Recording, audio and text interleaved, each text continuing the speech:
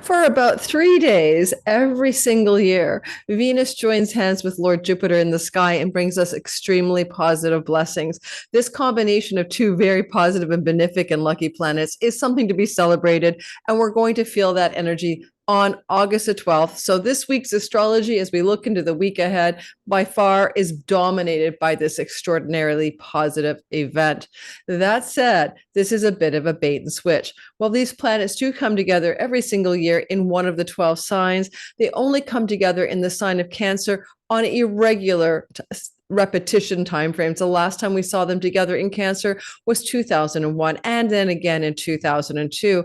And guess what? It's not just the luckiest year, it's the luckiest sign of Cancer, which represents one whole house in your natal chart. That simply means that for the next year, until Venus and Jupiter join again next June, and they'll join again in Cancer and initiate another year of luck, the Cancer part of your natal chart is extremely lucky. I dove into great depths about how to understand this. For instance, Cancer could be your seventh house of marriage, your fourth house of home, your 10th house of career, and on we go. Fifth house of sex, romance, and children. So how to understand this idea that over the next 2 years, basically starting now, starting this week, starting August the 12th, add basically 2 years to August of 2027, you're going to have a run of positive energy in your sky. But today's video, I'm going to focus on the energy of this week, not the 2-year cycle. That was in the last video pinned to my channel, which I go into depth about that 4-year sign. Please go watch that. It is worth your time.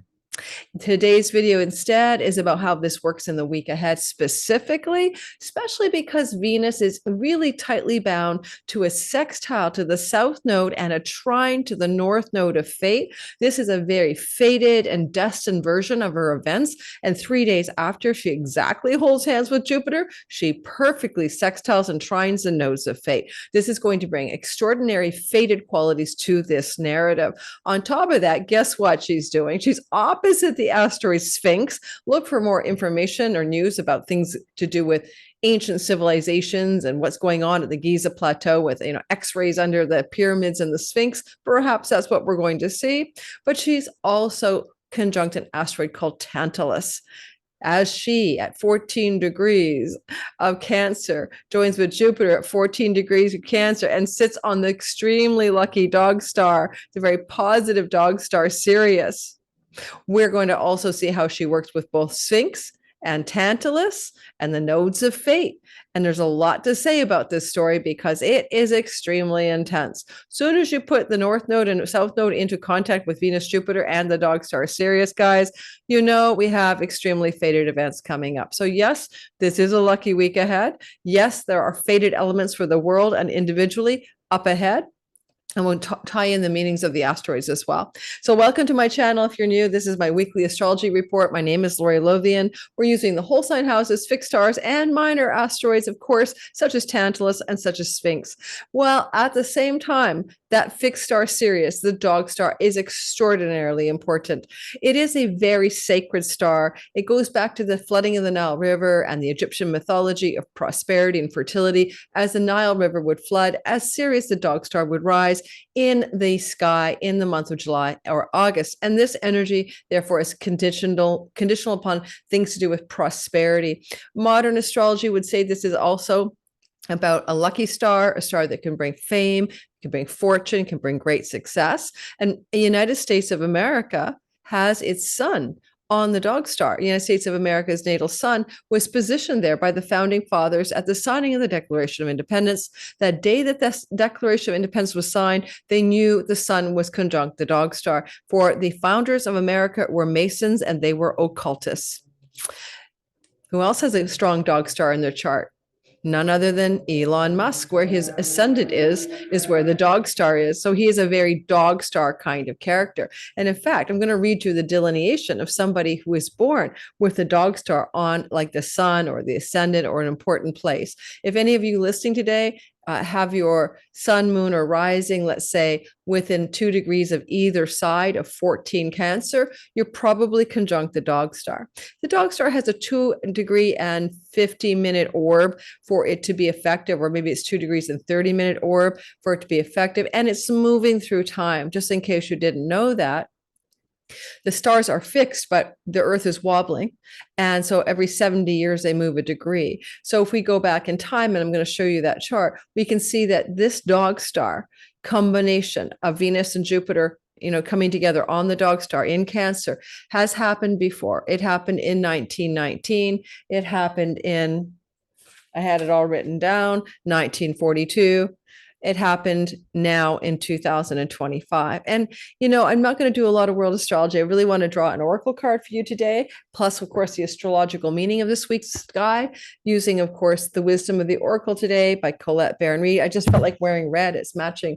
I'm in a red zone, color zone today. So if that kind of thing is your cup of tea, my Mars is activated, you're going to find that this little oracle draw in collaboration with my astrology reading for your sign could be helpful for you, how to navigate this week's luck.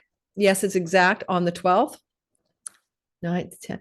But on Monday, the 11th, you're already feeling it. In fact, you're probably going to be feeling the building it up on Sunday, the 10th, and then Monday, the 11th.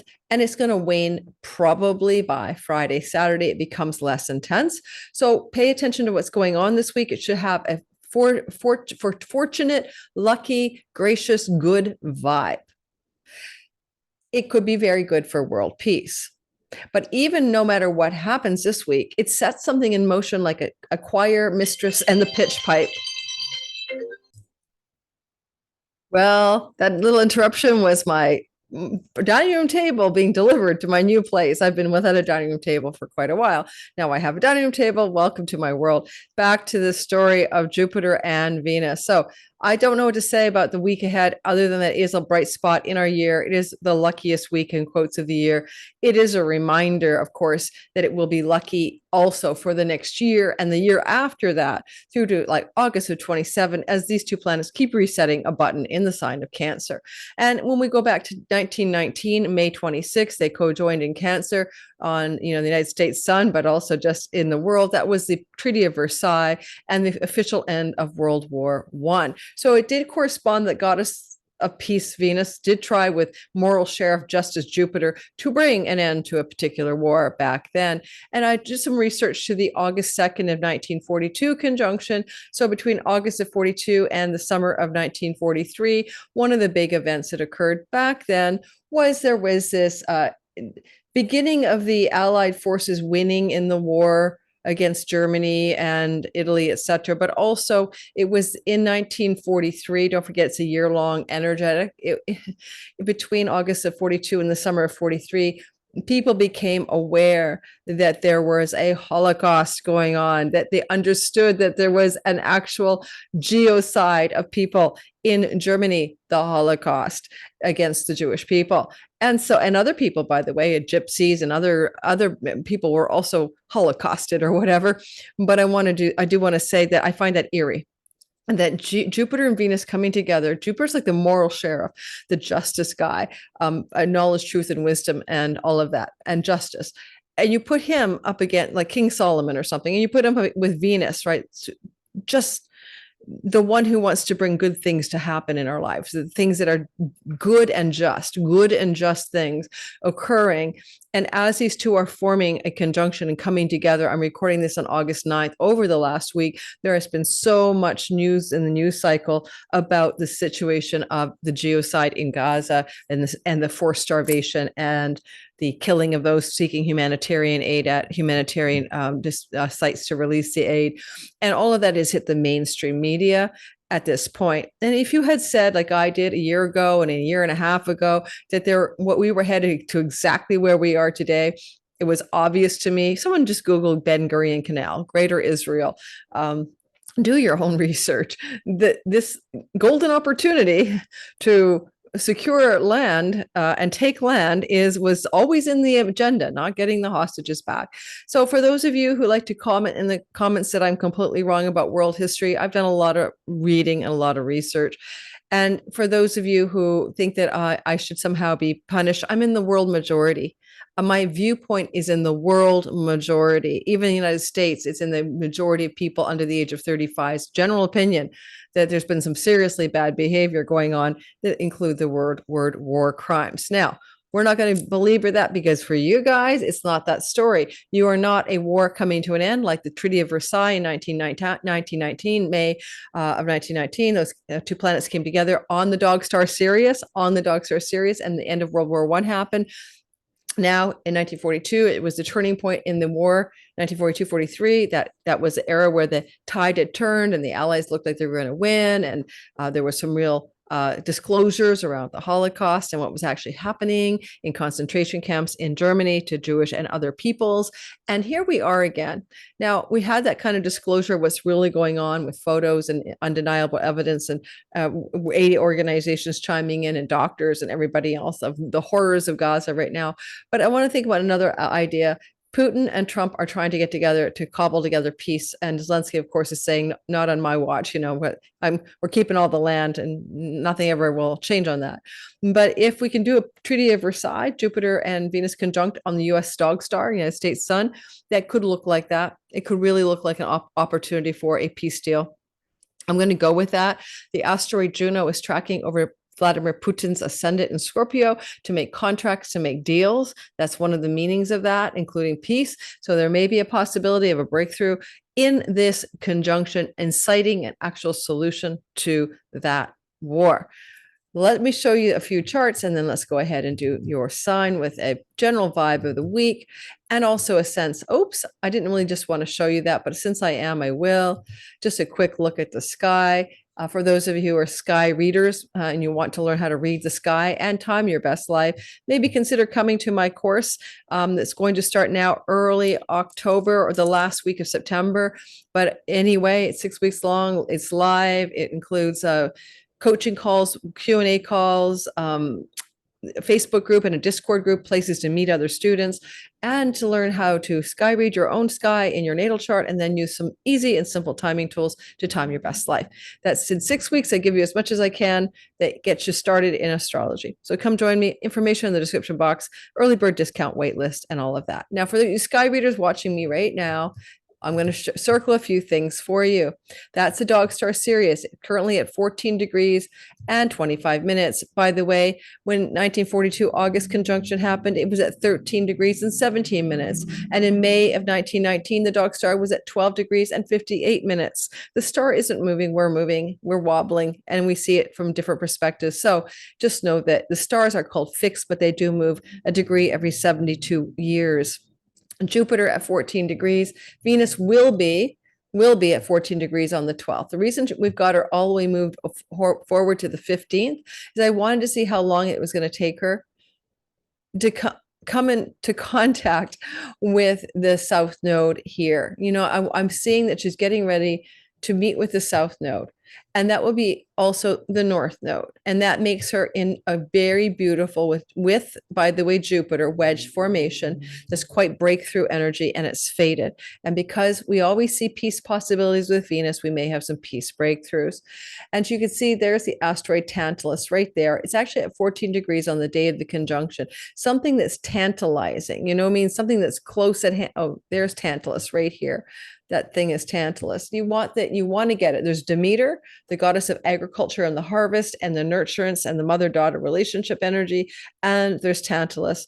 That's something just out of reach that you really want. Is peace tantalizing, or is peace already going to be happening because Jupiter and Venus will bring it? Not sure. Asteroid grief still tracking with Mars as a part of that kite from last week. I'm not sure what the world may be grieving. The sun is with Proserpina, abducted into the underworld, pretty close to Donald Trump and J.D. Vance ascendant, or the nation of Iran's ascendant at 17 Leo in another chart of theirs. They have also an Aries chart.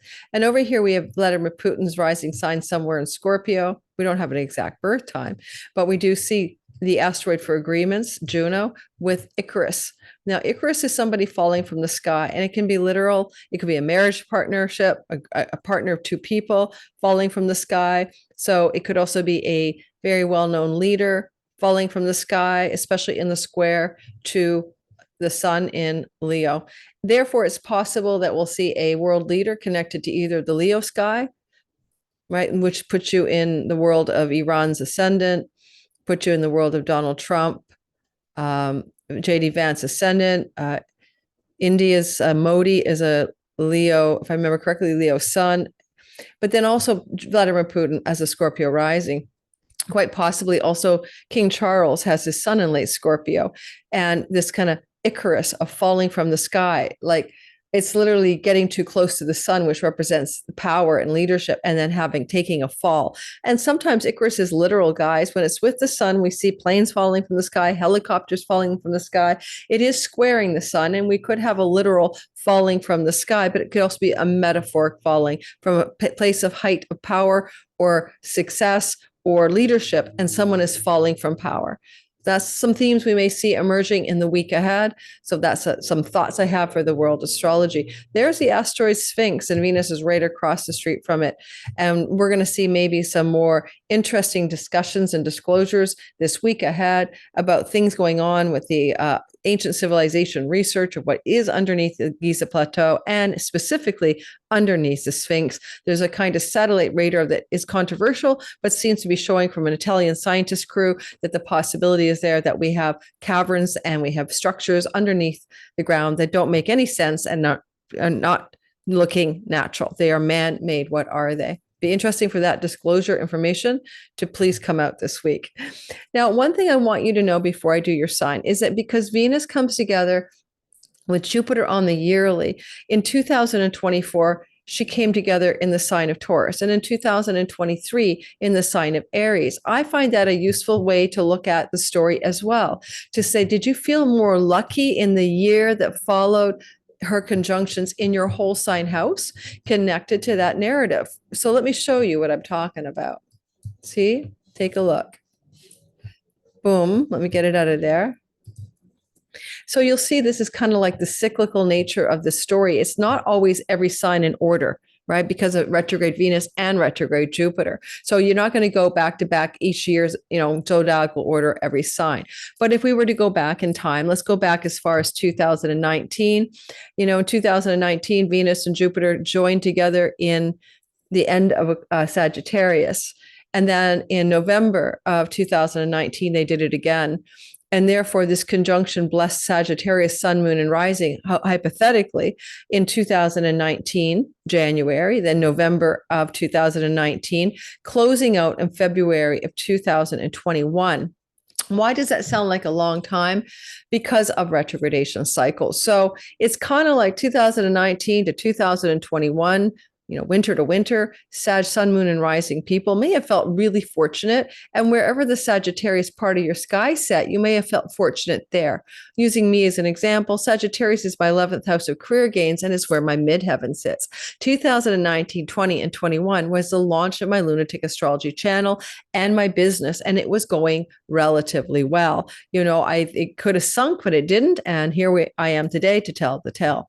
So wherever your Sagittarius sky is, you would have had luck there. And so if you know your astrology, like a Gemini sun, moon, and rising, where is your Sagittarius story? Do you know your sky very well? Well, if you do, it's going to be your house of marriage, significant others. Jupiter always gives us what we need, not what we want. That old Rolling Stone song. Sometimes things don't go the way we want because Jupiter gives us truth and wisdom, but mostly Venus and Jupiter together will try to give us the delights of life.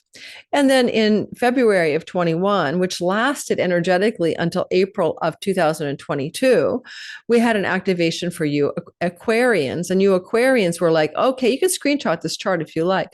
You Aquarians were like, okay, game on for me. I should have some luck. Aquarius, sun, moon, and rising, February of 21 to April of 22. And that was the year, I'm trying to think of, a lot of good things happened, but that I moved that year. It activated a blessed move back to Vancouver, but it also was the first year my channel started to make income and revenue, and I started to make money doing this YouTube thing. Okay, I was monetized, but I wasn't getting enough views to matter. But other good things happened to me as well. But it's not always what you want, it's what you need. It is for an Aquarius rising, Jupiter, Venus on the ascendant. And one should say, everything's coming up roses for you and for me, and nothing bad should ever happen. But I also had some issues with my body and tore a glute muscle. And so it's not always perfect. Don't expect that everything about this is going to deny life's journeys and experiences. I had to go through stuff that gave me deep truth, wisdom, and knowledge. And not all of it was easy. And how did it go for you, Aquarians, back in February 21 to 22, April of 2022, the Pisces were on stage, sun, moon, and rising, especially. Wowzer, Venus and Jupiter blessing your sign from the spring of 22 to the spring of 23. Can you go back and reflect on some of the blessings you may have encountered at that time? Personal blessings for your sun, career, moon, home, and rising sign, anything about you. And finally, keeping us proximate. Here we are in March of 2023. And those were the Aries, sun, moon, and rising people getting it. Don't forget, sun is career and purpose, often matters. Moon is your home and how you feel about life and your home-based needs and your private life. And the rising sign can impact your personal body and anything about your life. So we had a great blessing of an Aries sun and moon. We had a great blessing in March of 23 to May of 2024. And so how did Venus and Jupiter coming together for you look like an amazing blessing? I got into a very powerful and positive relationship in that cycle. Venus is the goddess of love and Jupiter is the goddess of justice and wisdom. And I began a relationship after 7 years alone. So that made sense for my Aries sun and moon in the sense that it was a live-in relationship when we spent time in the moon, the home. Also, my career continued to grow and the sun was getting highly activated as there was a lot of success in my Aries third house, right? Where my sun and moon sit, which is my online social media landscape, my writing, communicating, marketing, selling, and teaching.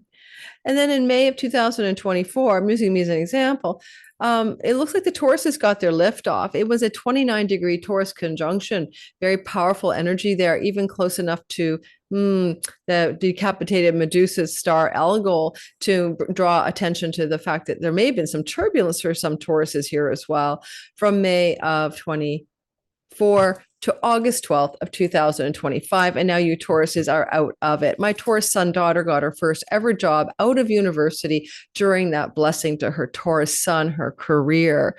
So some of you could also compare notes. There should have been something good happening to you if your Taurus sun or moon or ascendant was willing to participate in some good luck between May of 24 and August of 2025.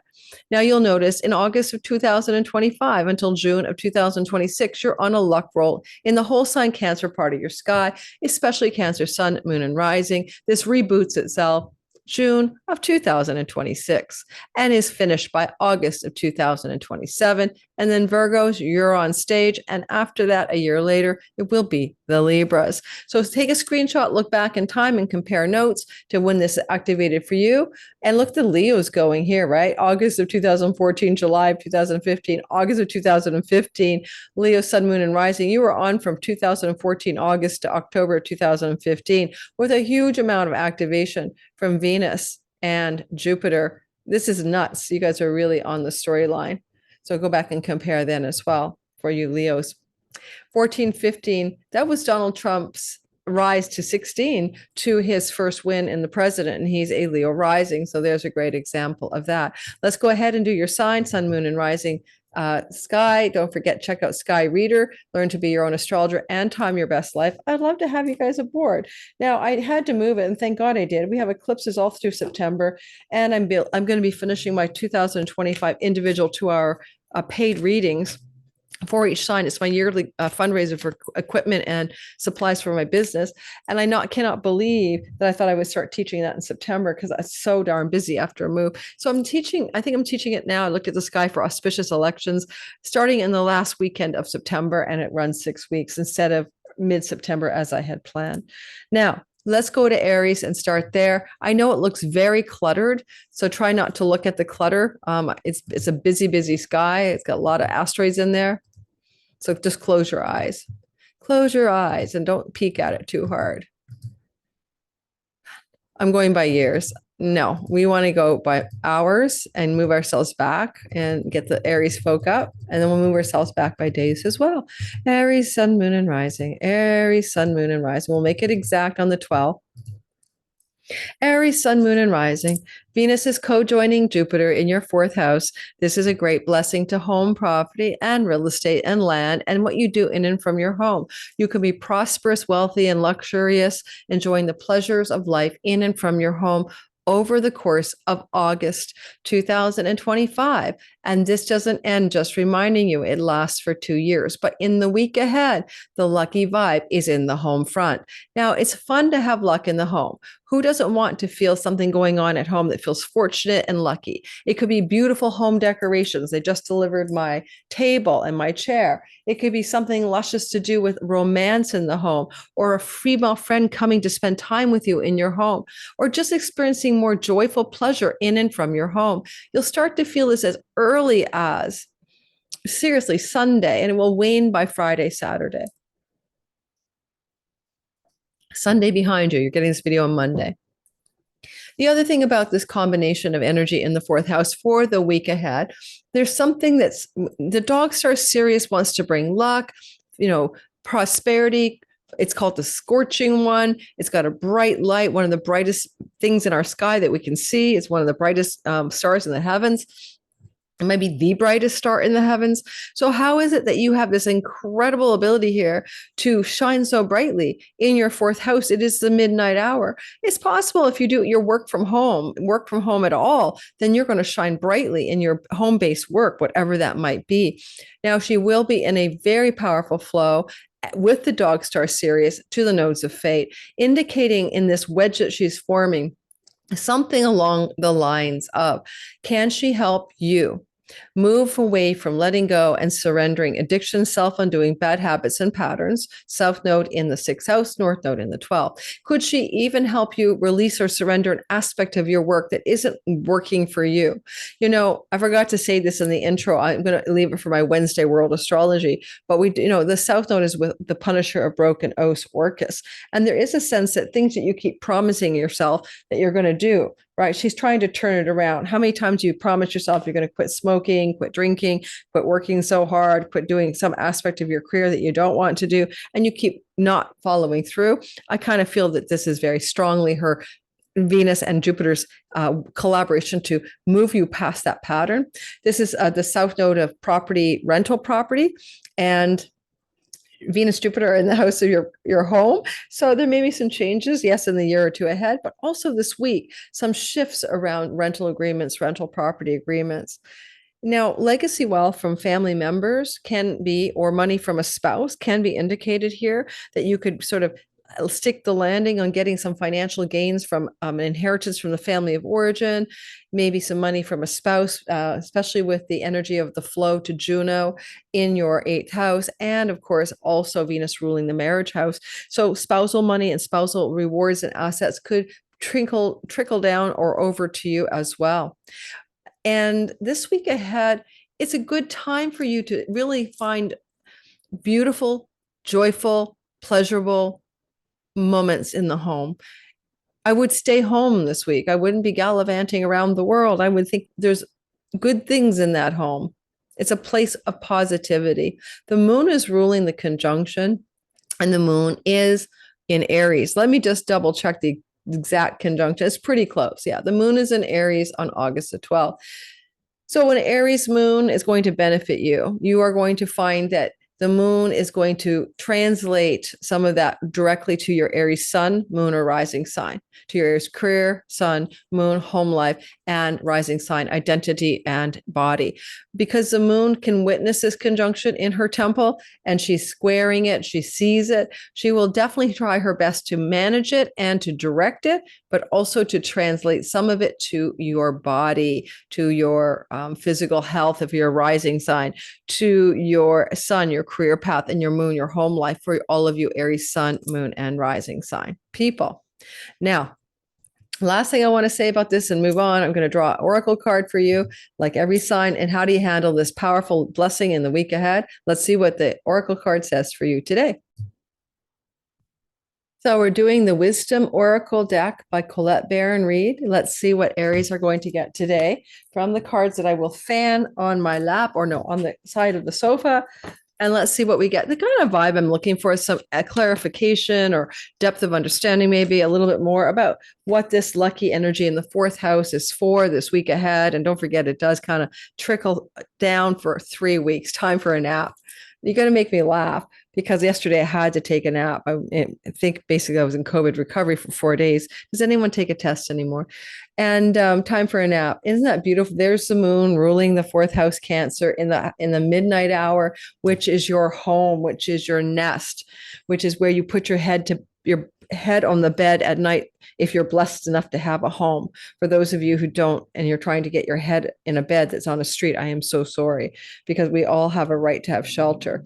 So 24. I'm not going to read the whole card. Obviously, we'll be here for every sign all day, but it makes sense that Venus, the goddess of pleasure, and what brings enjoyment is with the joy god, intrinsic happiness and joy and wisdom and truth in the home in the midnight hour. And it says time for a nap. As a workaholic myself, I'm a sun is my career in Aries. Yeah, I can say sometimes taking a nap is a damn good idea. So the general meaning, because you can break it down for love and relationship, this is a time to step away and rest this week ahead. Let the cares of the world go into state of non-action and allow yourself to be free of the shackles of your goals, your lists, and your desires. Nothing is important as rest, is as important as rest, detachment and neutrality. Overly busy minds can block you from inner wisdom. If you don't step back, take a seat and rest. Well, wisdom is Jupiter. Rest this week. Be willing to let dreams surface and ideas flow through you, absent any force or conscious direction as you observe without engagement now. So that's beautiful. Take a luxury rest, maybe. I'll have a spa moment, get a massage, maybe, get a great book, light a candle, tuck yourself in bed early, treat yourself well, enjoy the pleasures of your home life. That's for this week ahead. The larger story, of course, you'll go watch my other video, which I talk about with an oracle draw, how you can handle the next 2 years of this vibration in your fourth house. It's not just about this week, it's about how the next 2 years will play out. And so you might want to go watch that video. I'll put it in the description box below and pin it if I can to the top of the comments. All right, let's move on to the next sign. And the next sign is always the sign after the sign we just had, which is Taurus. After Taurus. I know what I'm doing. Taurus. Oh my God, guys, I was recording yesterday's video, which on Sunday, I talk about Mercury going direct. Go watch that video. That's already out. This is Taurus, sun, moon, and rising. You are ruled by Venus. Wherever she goes, pay attention to her motions, her retrogrades, her conjunctions to the sun. Here she is moving into a conjunction with Jupiter for the first time since 2001 and 2, those combinations in your Cancer third house, where we have her right on the damn dog star, as well as she's connecting very strongly to Tantalus and the goddess of agriculture. What you grow things, you harvest things, but also Tantalus, what things are just out of your reach that you really want to grab, and can you grab them? Well, Venus and Jupiter might be able to get you your grip on something that's tantalizing, yet possibly now can come to you. I would say that the third house story is going to evolve. And if you're old enough to remember kind of 2001 and 2002, to 2003's version of this, then go to the intro to see the chart and the dates, that it's all about the third house of communicating. Often we write here. Often we market, sell, teach, and learn. And when the learning and teaching we do is skills-based. It's not highfalutin quantum physics. It's like, what tool can I use today? Oh, I can get my real estate license, or I can take a class on how to read the sky. So come to my sky reader class in the fall. Check it out, my description box. And this energy is also about travel. Sometimes we want to go places, short distance journeys, or we might want to encounter positive things with Jupiter, Venus here regarding our neighborhood and neighbors. And so, there is a thing about who we hang out with on the daily, the places we go, the things we see on the daily, the stores, the restaurants, whatever. And that's kind of third house, everyday stuff. So there's a blessing in that part of your sky, this luckiest week ahead. And of course, over the next 2 years. It depends on what you're up to in your life, but I would say that given that this Tantalus energy is here, there is a flow to a contractual agreement energy in your seventh house. And maybe there is something that means that you could come to a new commitment in a love relationship, especially given Venus is sextiling the south node in the house of romantic love.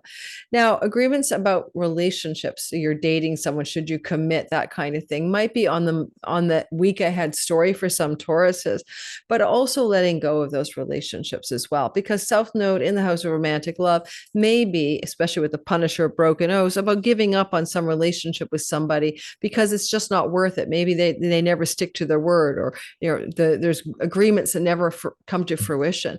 Now, even though Venus is trining Juno and Icarus in your seventh house, it could also be about contractual agreements that are outside of marriage and relationship. It could be about signing agreements around writing projects, websites, teaching and learning endeavors, and having legal contractual agreements come up for you this week ahead. And that may be extremely positive. I mean, maybe you're looking for that. Having this energy of the trine to the north node as she's moving into the Jupiter conjunction is also positive. This is where you could find yourself expanding in destined fated ways. And this week ahead, your friendship circles, your groups of belonging, your connection to larger social networks and groups, but also connected to your local environment. So a lot of you might find in the local environment new stories around friends, new friends emerging, connected to a destined energy, like a destined new friendship could happen for a lot of Tauruses in this week ahead. Any travel you decide to take any time around, the 10th of August to about, I'd say at least to the 16th, right? This whole week has that signature of the blessing. And so a weekend getaway, a romantic leisure getaway, south node in the fifth house, can be very, very positive. And lastly, if you want to sign up for a learning or teaching a course, I would go there. This is one of the most blessed skies to begin a educational endeavor by actually enrolling or signing up. And this week you bake in the lucky break of Jupiter and Venus here. And if you're a social media beast, this is going to purely bless you in your social media house. You're going to find that maybe this translates to social media success in the week ahead. With the moon in the 12th house, international foreign income, ka-ching, ka-ching. Money coming across the borders on your PayPal and Stripe from social media success stories may happen. Also, extremely positive moon to let go of hanging out with people that are not good for your addictions, because that's where the moon is with Saturn and Neptune in the house of self-undoing. And it is a square to the pleasures of the third house. It might be time to find new friendships and communities that are less about, power drinking and more about play and fun and authentic enjoyment of each other's company. If you start reading the Quit Lit, you'll find out, why do we have to get drunk to have fun with people? Do we really not like those people? Is our company that bad that we have to get drunk to hang out with them? So these sorts of questions may emerge with you around addictive behaviors and the company you keep, but with blessed solutions in the week ahead.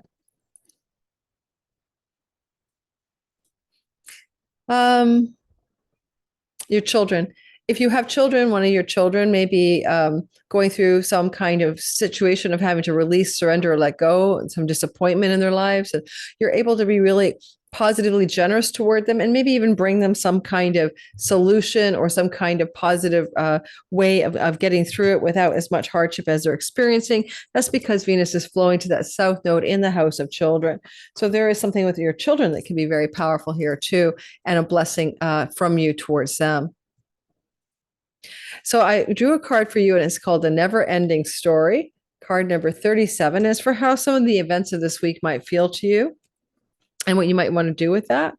So number 37 is fun. Let's take a look. 37. Okay, so the keywords are self-criticism, wounded ego, unnecessary dramas. That kind of makes sense to me in a way, Taurus, because, while Venus is your Lord conjunct Jupiter in the third house, there is also the moon that owns that temple of her conjunction in the house of where we feel self-undone, So there's a story woven through the imperfect fabric of life that tells us of hurt and loss, rejection and humiliation, self-loathing and arrogance, and all manner of suffering born of unnecessary dramas. It's the old story. who's refrain that you cannot do this, must not go there, should not say that, lest your world come crumbling down. Today or this week, no, none of this is actually true. The sky is not falling. The voice you hear is a small, scared, conditioned party that gets stuck in a lie, that wants to protect you and needs to be seen as a victim. Love that lost piece of you. Fear is all it knows. Distorted guidance is preventing you from being true to yourself. You are not your story. And the narrator is simply the voice of your fearful part, small, vulnerable, and easily soothed. Well, that is very Saturn, Neptune, Moon in the 12th. The Moon owns the activity. Look for blessings this week ahead in regards to sort of overcoming your own self-doubt, self-loathing, and self-undoing from the sibling one younger, aunts, uncles, cousins, neighbors, nieces, and local friends. This is where the sweet spot lies, not only in the week ahead, but over the next couple of years. Now, if you can remember 2001 and 2002, great. If not, go back and watch my video that came out a week ago. It's pinned to the top of my channel about how the next 2 years might look for your sign based on this double conjunction cycle.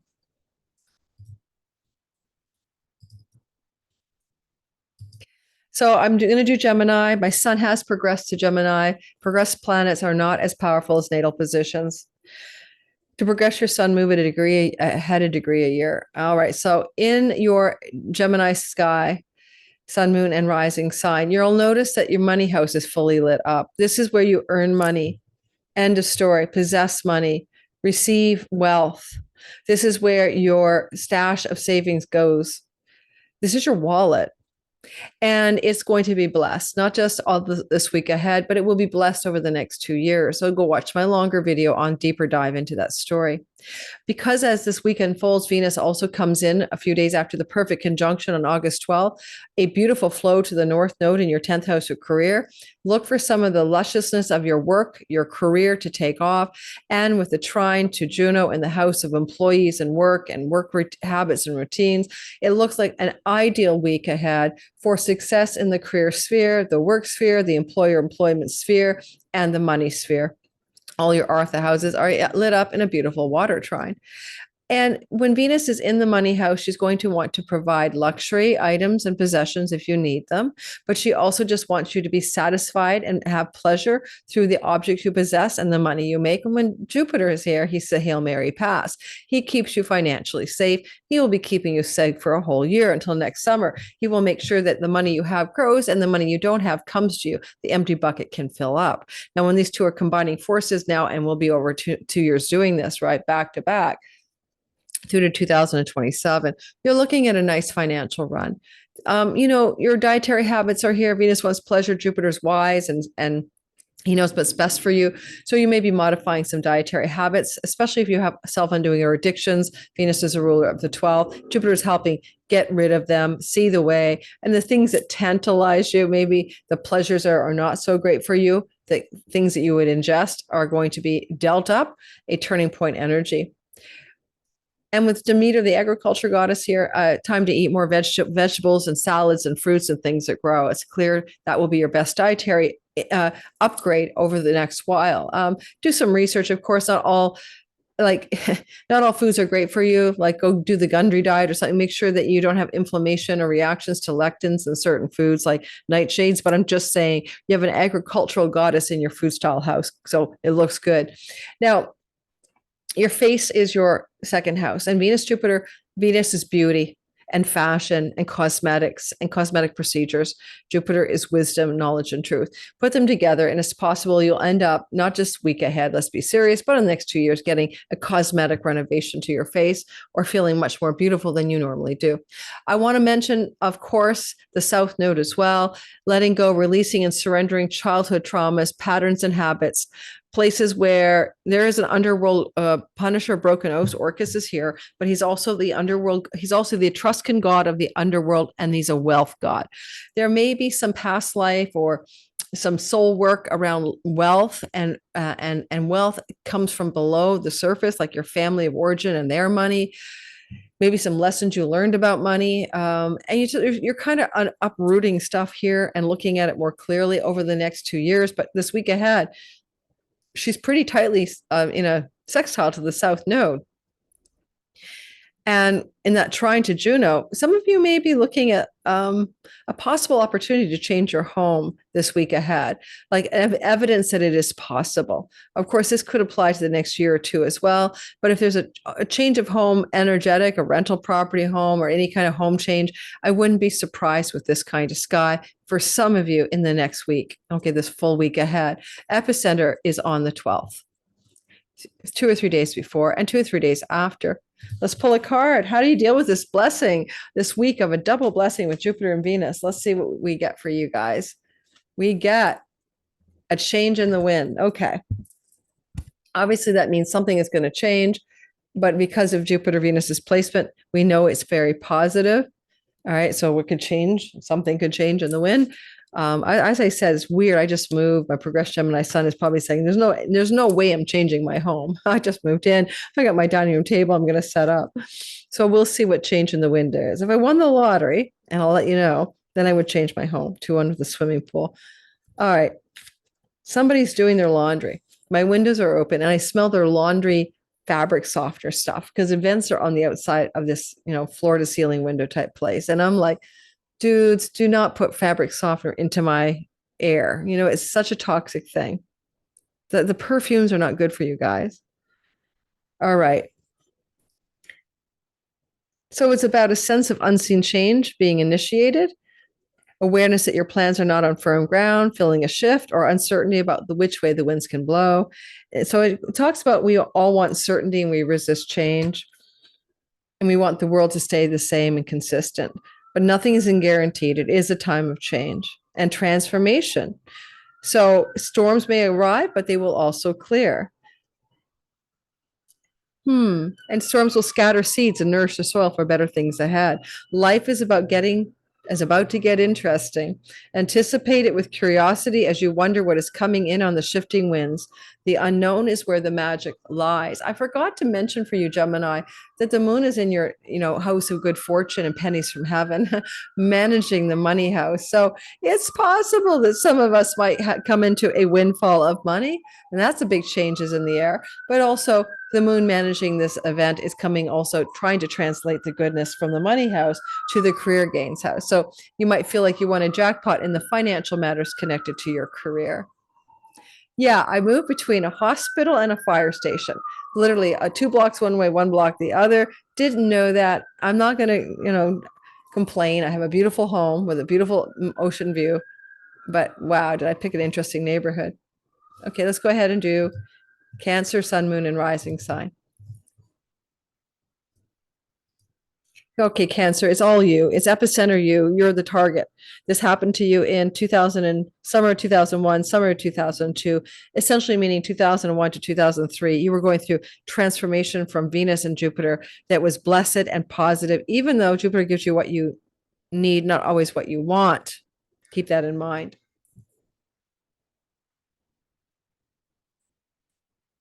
Now, Tantalus is here. What has been tantalizing you that's out of reach? What is it that you have wanted? For you, Cancer Sun, it may be a career ambition. Cancer Moon, where you really want to live. Cancer Rising, anything about your life, your body, your health, life in general.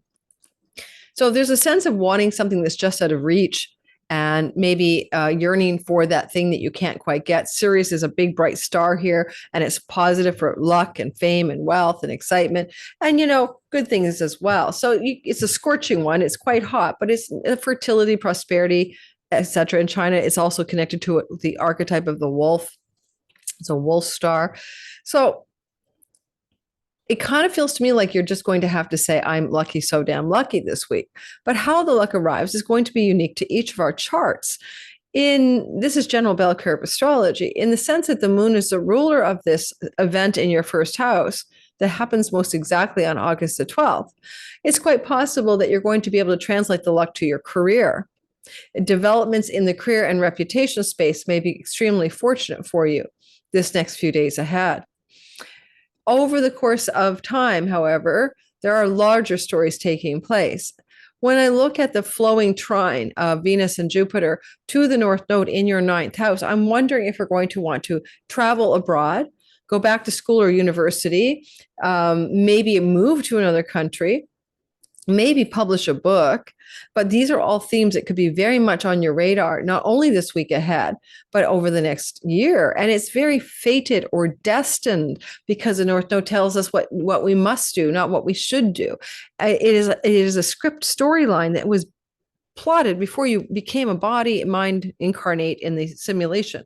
So there's a change in the story that's destined here, because the North Node is in a place of one's dharma, like meaning and purpose. Especially, you're going to focus on an alignment with purposeful meaning and life's direction and being aligned with your true north. South Node, Venus sextiles it. She's trying to say what kind of things have gone south, maybe in your third house of the sibling one younger than you. Punish her broken oaths here. What kind of broken oaths and difficulties have happened with neighbors, siblings younger than you, one younger, aunts, uncles, cousins, childhood friendships. But Venus is soothing the waters of troubled times with those people and bringing lucky opportunities to you and them mutually. You may have some destined opportunities for travel. Both 3 and 9 houses are travel houses. And so this could open up some kind of destined getaway, flight opportunity to travel that you become aware of in this next week. It doesn't mean you actually take the trip necessarily, but you may plan it, book it, or know about it. Pilgrimages are included, far off distant shores and the Camino, that kind of thing, going off on a spiritual journey as well. And again, some of you may plot to move, not just travel, but to move to a distant shore or far off land and leave the neighborhood that you're in right now.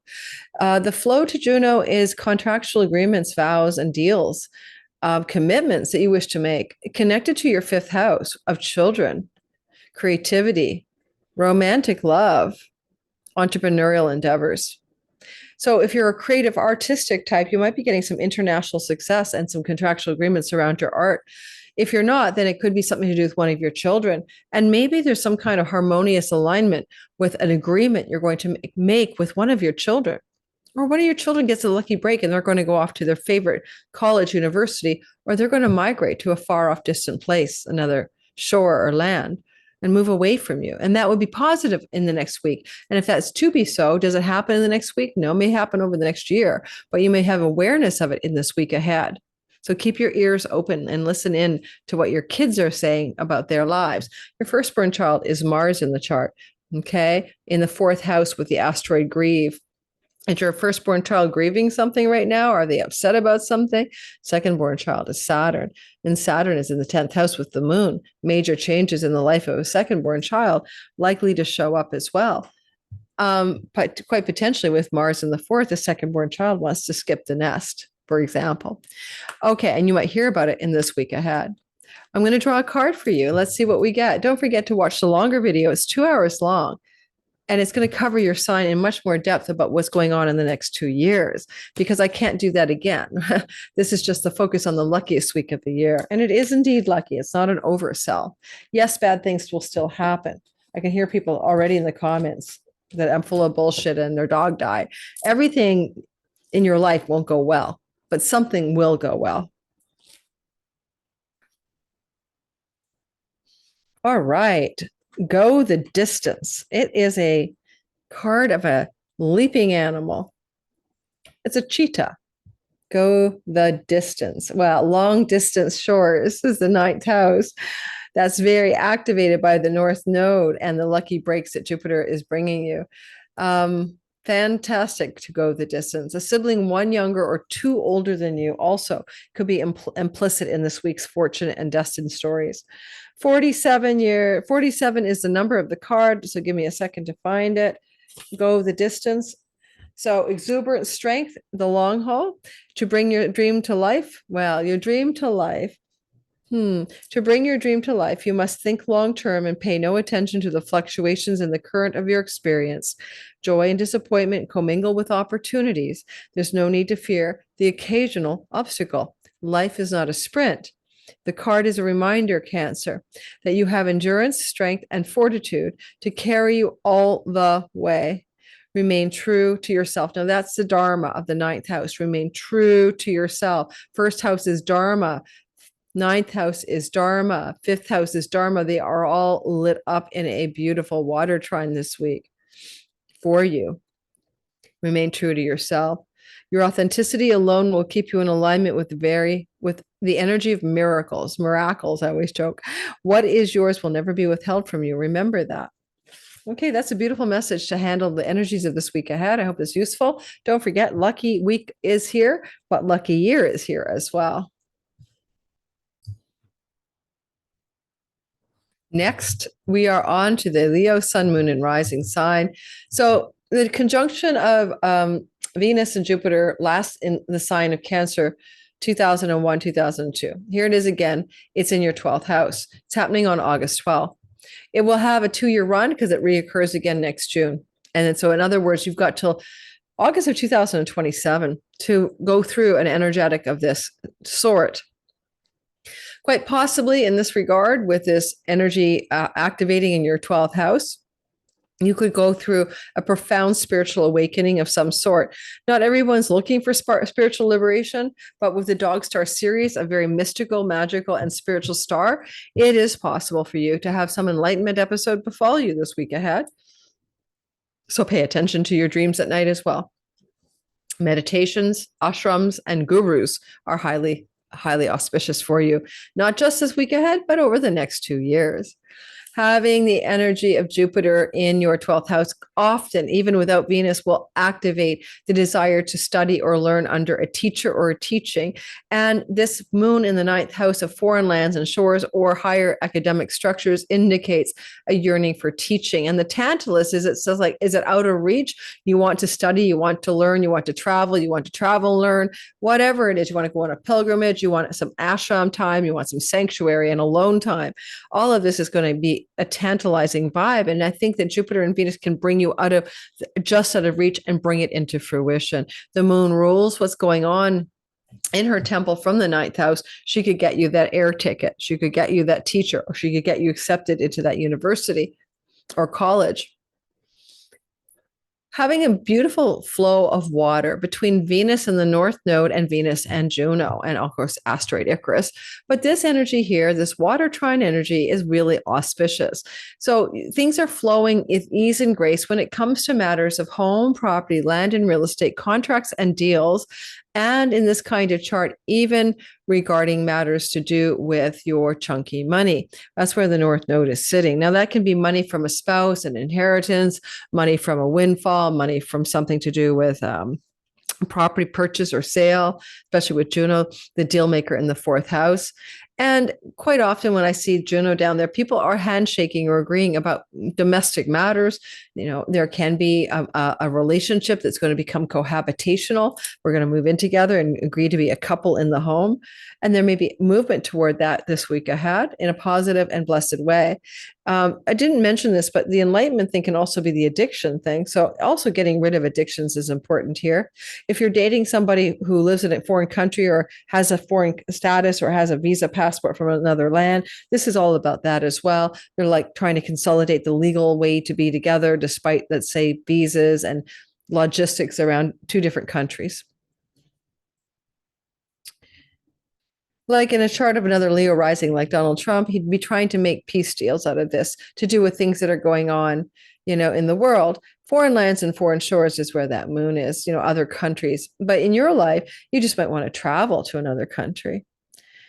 Backroom deals and negotiations are the 12th house. Do my backroom deal and negotiate for your highest and best good for things that you really desire. The sextile to the South Node in your 2nd house is to let go of something to do with money.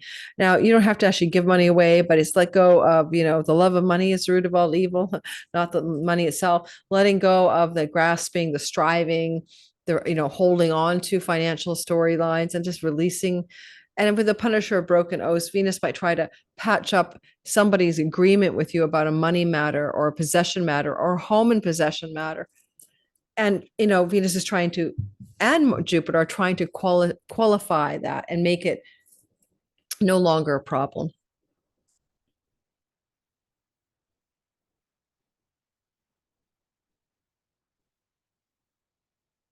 Alrighty. And last thing I want to say, the North Node is in the house of the occult mysteries, tarot, numerology, astrology, hermetic arts, alchemy, all that good stuff. It's like, it's also a very psychological house. So there may be a lot of energy going inward here with houses, 12, 8, and 4 activated. Some of them are hidden houses. It may feel like there's some big thing happening off to the side and you can feel it, but it's not really in your face. Okay.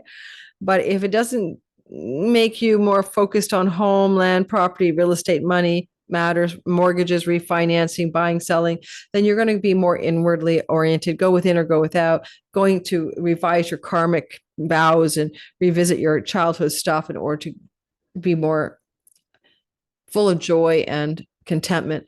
Your alone time is a golden nugget for the next 2 years, right? That's where Jupiter and solitude becomes solace. And that doesn't preclude a relationship, but being able to take time away to be by yourself is going to be your best thing over the next 2 years. More time alone, the better you are feeling. Luck comes from aloneness. But again, I see a lot of desire for learning, traveling, maybe moving even to a distant shore or another place with this kind of storyline. And it will maybe take 2 years to fully flesh itself out. So please go watch my video about the 2-year prognosis for this transit. It's already out, pinned to the top of my channel. I'll put it in the timeline. Pin it to the comments and put it in the description box. Okay, to the sea, somebody in a boat going somewhere. Okay, now, like, all the water houses are up and running for you. One of them is in the 9th house of foreign and international shores, and the other is in far off distant places. Looks like some Leos are looking at an opening for a travel opportunity this week ahead, but it doesn't have to be just this week. There's an impetus and a lucky break this week, but you may travel, you may see yourself getting ready to journey somewhere this week, and you may not journey, you may plan the journey this week. 7, here we go. Being in the flow, returning to source. So moksha houses 8, 4, and 12. How pieces fit together and a natural pattern of events. The oracle's message isn't it wonderful when you feel yourself in the flow of life and when events and conditions seem to engage you in a way that is fluid and effortless. This card reminds you are going with the flow. That going with the flow is exactly what you need to do this week ahead. Ride the wave of opportunity formed by perfect conditions. Allow trust and faith to guide you forward as you flow like a river into the sea of life. I would say there's also a literal part, like going off on an adventure, getting in the boat and going somewhere, but also the metaphoric as well. Okay, so I had a hair appointment. Waste my time talking to you about my hair. I did, and I had to cancel it because of the COVID thing that hit me I'm finishing up on day 6 right now, maybe. And so you'll be seeing this mop cut next week sometime, but it is starting to drive me nuts. So sorry if I keep touching my hair. I could be stimming because I'm autistic, but I also just think it's a mop and it's in my face, right? So I can't do much with it. I guess I could put it in a ponytail.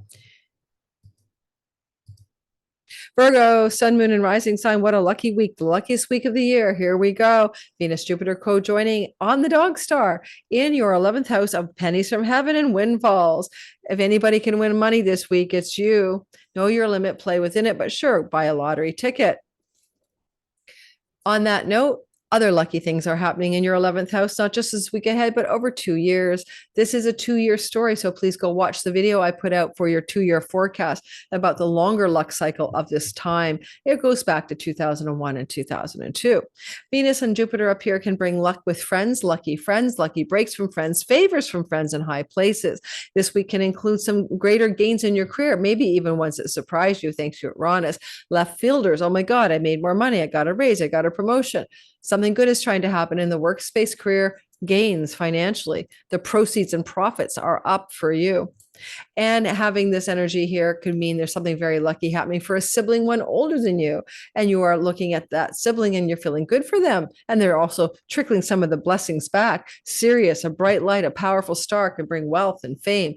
And maybe you could get that. If you're looking for wealth and fame, that could show up here in your 11th house, which is often a house that brings you in front of large groups of people and having larger influence over them. If you know you're not involved in a movement, you know what I mean, like a social movement or something over the next 2 years, Jupiter is easily going to bring that to you. Hang on a sec, guys.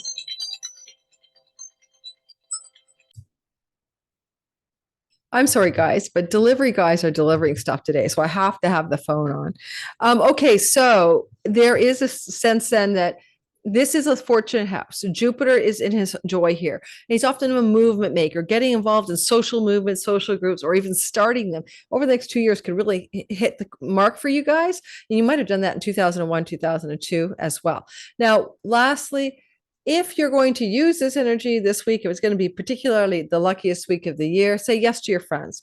If a friend says, let's go out for dinner, or a friend wants to offer you something or a favor from a friend or somebody you know at a high place, the answer is yes. Good things come through those larger social circles or the sibling, one older than you in birth order. And let's talk about that beautiful energy of the triangle here, the flow. Venus is flowing to Juno. What commitments and agreements do you want to make with a sibling one younger, friends in the neighborhood? Travel commitments with friends, allies, benefactors, and siblings, or what neighborhood things do you need to make agreements and commitments with the neighbors or the neighborhood storylines? Flowing to the North Node in your seventh house, involving that marriage partner or significant other in plans for travel, short distance travel, even long distance travel with friends or groups of belonging. One good thing about this week ahead is it's all very relational. These are the houses of karma. They're about how you relate or interrelate to other people. And this is a really great vibe for you if you want to kind of up your social ante, meet new people. And if you're single, I would say that would be an opportune time to have friends introduce you to somebody new, and you could come into a fated and destined new love relationship in this kind of sky in this week ahead. And there's fated positive developments with an existing partner and their relationship to you and your relationship to them. Finally, I would say the moon is owning the story. And this week ahead, the moon is in your eighth house of chunky money and the money you share with a significant other. The money you share with a significant other could be increasing in profitability. Maybe there's an increase of mutually shared wealth. Maybe you or your partner are increasing their financial gain in your career. The kind of thing the moon can also do in the eighth house is bring you money that comes from inheritances. Jupiter rules your fourth house of family of origin. There may be a bit of a financial perk through an inheritance vibration, or acknowledgement or knowing that that money may be on the way to you. It doesn't mean that it arrives this week, but you may have knowing that it may be coming your way. And if it's not that, you may just be getting some unexpected chunky money from somehow, somewhere, somehow. And you're going to be grateful for that as well. And if something was tantalizing you, like you really wanted more profit from your work or career, more gains from your career, more success, that tantalizing, not quite there, I think you're going to get it. I think the tantalization part is over. And I think you're going to get what you want instead of feeling it's just out of reach. Some of you may not be working, you may be retired, of course. So there's all this positive developments about the long range goals and dreams and actualizing some of them. The bucket list is coming true, maybe. But this week gives you evidence in the lucky vibe that that is possible, that you can get some of those longer goals and dreams to actually dream come true for you this week ahead. Watch the South Node there. You're feeling that depletion, maybe. Maybe you're extending yourself too much into the relationship with your client, your audience, your marketplace, or your significant other. And this depletion energy is in your body for Virgo rising, in your career path for Virgo sun, and in your moon Virgo home-based people, like your home life. So where you've been finding yourself depleted and drawn into sort of a kind of emptying out, too much emptying out, there can be a turning point here. And Venus is soothing you, Jupiter is soothing you, and punish your broken oaths is there, and it's you breaking your own oaths. Really, I'm wondering how many times you tell yourself you'll do something for yourself and you don't do it. There could be an indication of turning the corner on that pattern. A lot of Virgos are of service. They're naturally very helpful to others, and you may have realized that you forget to help yourself. Go to a restaurant or go to a barbecue with a Virgo, and they're serving the dishes out to everyone, and they serve themselves last. You know what you mean. I mean, a Virgos, especially Virgo rising, right? And Virgo sun as well. Now, your message from the Oracle card today is imagine. Now, I love that because the house of wish fulfillment is your 11th house where Jupiter and Venus are co-joining.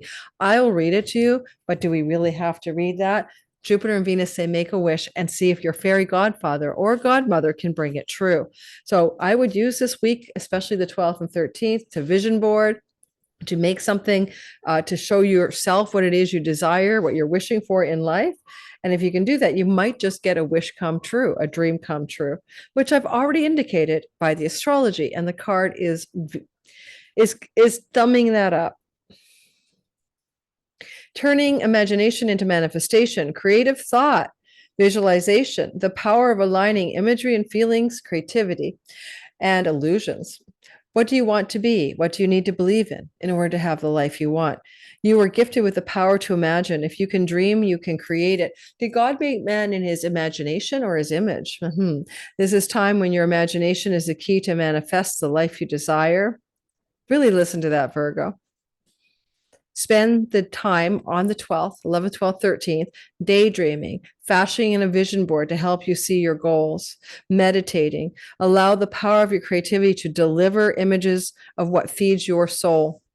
Then allow your feelings to mingle with your inspirations and imagine these things being real right now.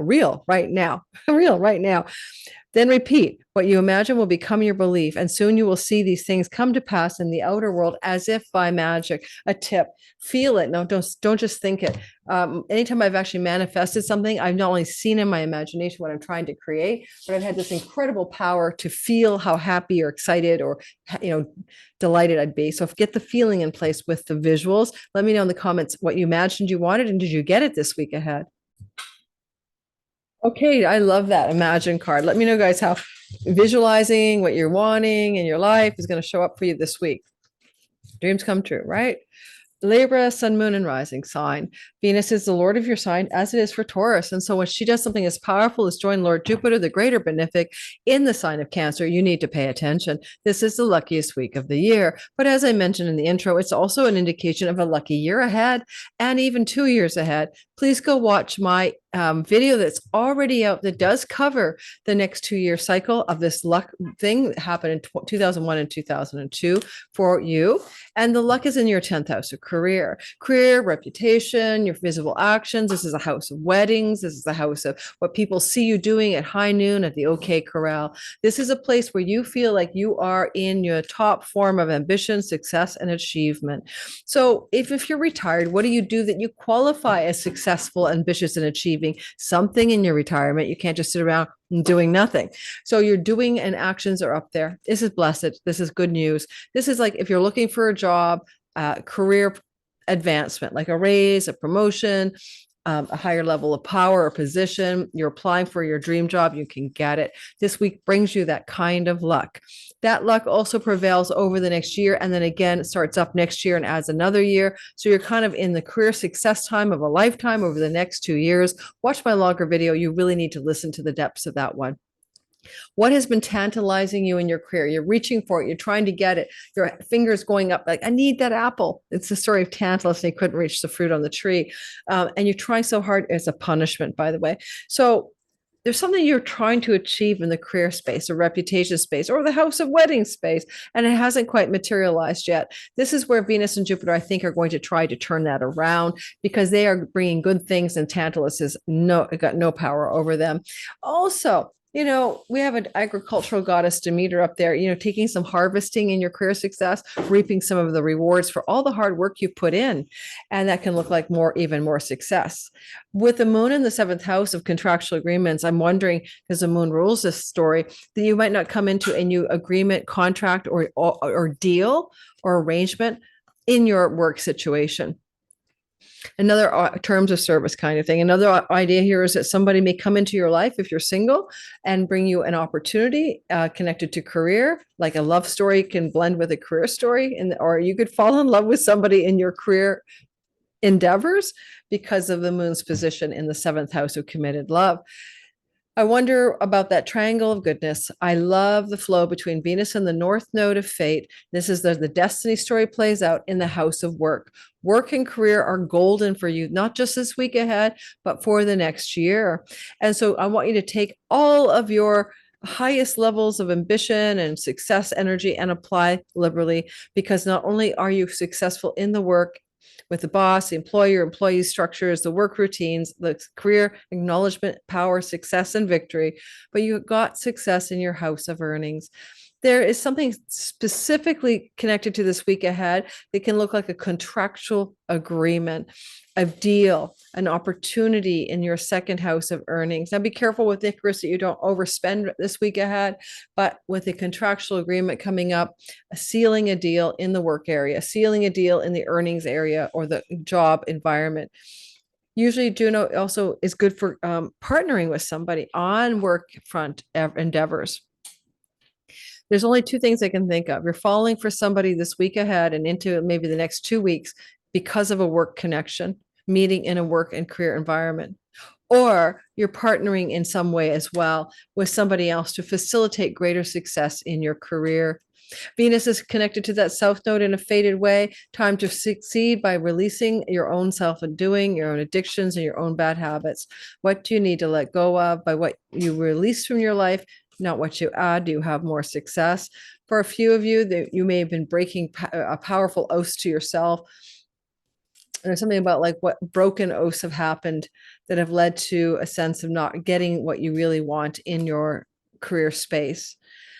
I only because Venus is such a, she's so good in the 10th house. This is where not only do you enjoy the work, but the work enjoys you. I mean, something really nice is going on here this week ahead in particular, and trying to indicate the same success for the next year. And yet she's also talking to the South Node. If you have any kind of self-undoing or addiction, you're letting it go because your success demands it.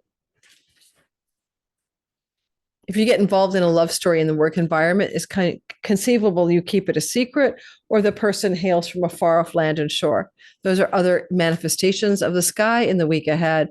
The longer video that talks about how the 2 years will unfold more likely than not based on this 2-year luck cycle, that video is pinned to the comments. It's on the top of my channel, and I'll stick it in the description box. Serendipity, which means that kind of synchronistic luck, where things just trickle into place. You know what I mean, right? Like there's a movie called Serendipity. It's a love story. You might want to go watch that one.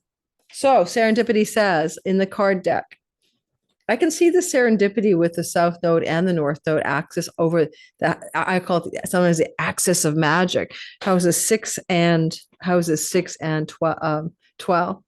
So let's take a look at the 18th card of the deck. And what does it suggest for this week ahead for you as you get this luckiest week of the year?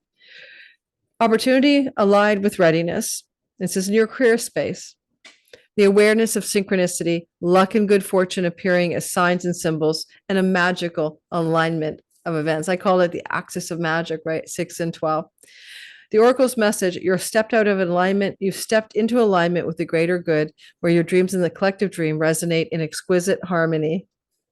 Now is the time for luck and preparation to meet and create miracles that you could never have planned all by yourself. Keep in mind that you are a channel for providence right now, as a higher energy uses you as a force on behalf of the whole world. Your fortune becomes everyone's fortune. Everything you bring into being now will leave a wondrous legacy for others in the future. Your service to the world is being supported at this time. Expect the unexpected and smile. Spirit loves you very much. All right, let's go ahead and tackle the Scorpio people. And if you hear any banging in the background, I got my construction man building a table. All right, so here we have our Scorpio, sun, moon, and rising people, and luckiest week of the year for sure. Jupiter is going to join together with Venus in Cancer on the dog star Sirius. It is a luck star on a luck planet, and it's in your ninth house of ninth house of God.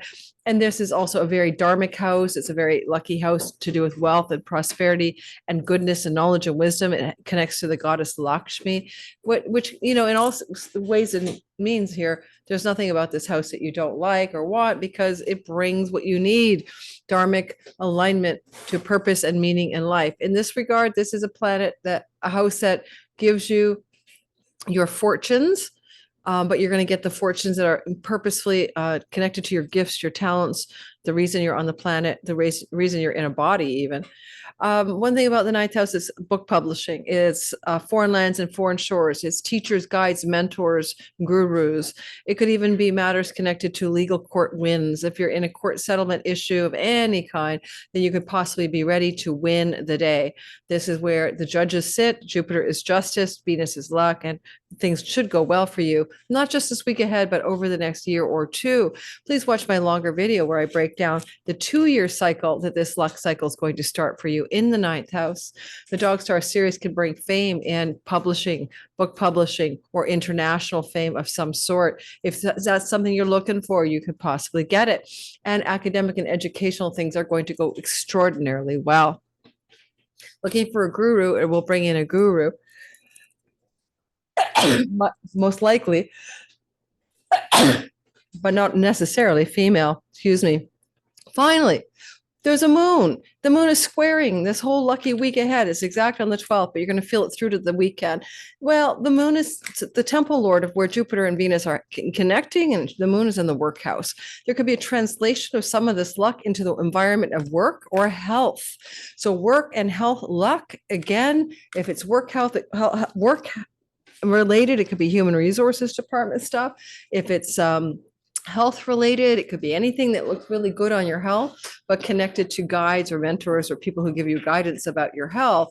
You got to end up with therapists often connected to the ninth house. So even good things going on with therapeutic guidance, especially if you're wanting to think about it in the context of your health and work matters. If you have any issues to do with debt, indebtedness, then legal and court matters may roll out the good news around debt problems, and you could have unexpected positive debt relief opportunities because of legal judgments in your favor.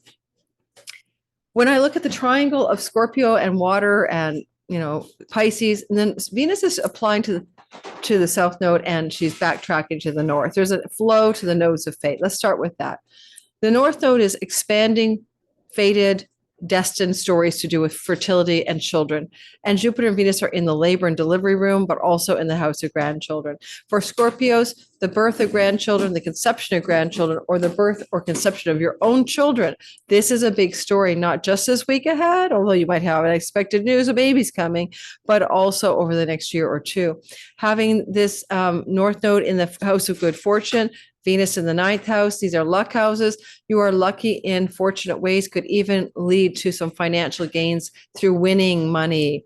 Having the Juno, contractual goddess of agreements and marriage, in your house, flowing to the north node, love, marriage, and travel to foreign lands. Looks very honeymoon to me.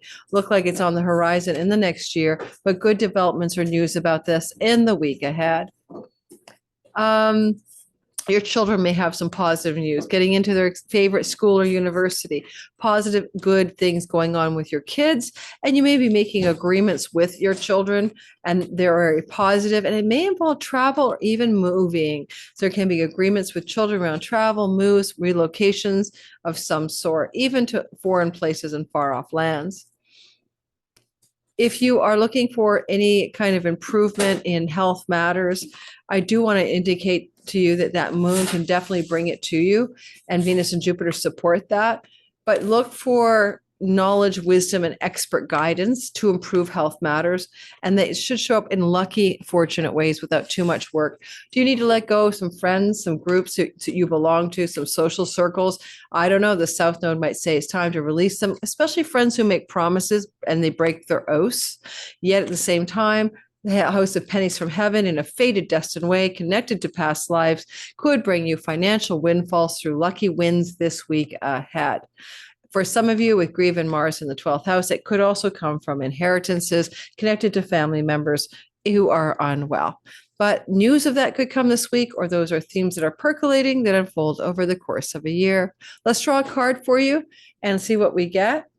All right. And this is an energy that applies to the week ahead, not to the 2 years, the fates. Well, we talked about the nodes of fate already.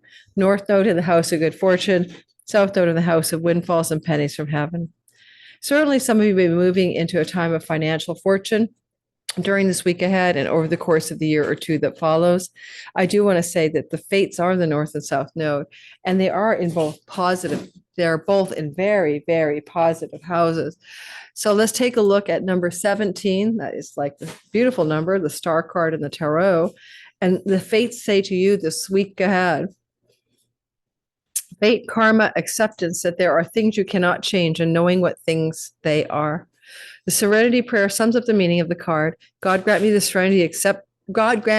serenity to accept the things I cannot change, the courage to change the things I can, and the wisdom to know the difference. There are things in life you will never have control over. The conditions brought on by the evolution of the collective, by nature, and by your past experiences may be fated, preordained by spirit for a greater purpose you cannot understand in this lifetime. It may not be in your cards to understand why certain events occur, but you can accept the mystery and work with what those events and your current circumstances have to teach you. This is the wisdom contained in the serenity prayer. Well, I mean, I think of that as like, God give me strength to get through this shit. But I mean, your sky looks good. The North and South Node are in positive houses. I would anticipate that this is less a duck and more of a yay. Okay. Like if you're unexpectedly pregnant, for example, or unexpectedly expecting grandchildren, you should say yay. The houses are positive houses that have been activated. Okay. So thanks for listening. We're on to the next sign. So we're on to the Scorpio sign. It's done. On to Sagittarius, about this beautiful, intense, positive, luckiest week of the year, with Jupiter and Venus connecting together in Cancer on the dog star Sirius. I mean, Jupiter is exalted. Venus is happy to give you gifts. This dog star Sirius is super powerful. And this combination is exquisite in your 8th house of chunky money. Now, that's money you don't have by your daily paycheck. I mean, you could get it through a windfall, an inheritance, a spousal shared resources, alimony, spousal support, a chunk of money that just isn't your earnings, basically. And so that kind of chunks of money that could show up without you share it with another, shareholding in a company, so stock investments as well.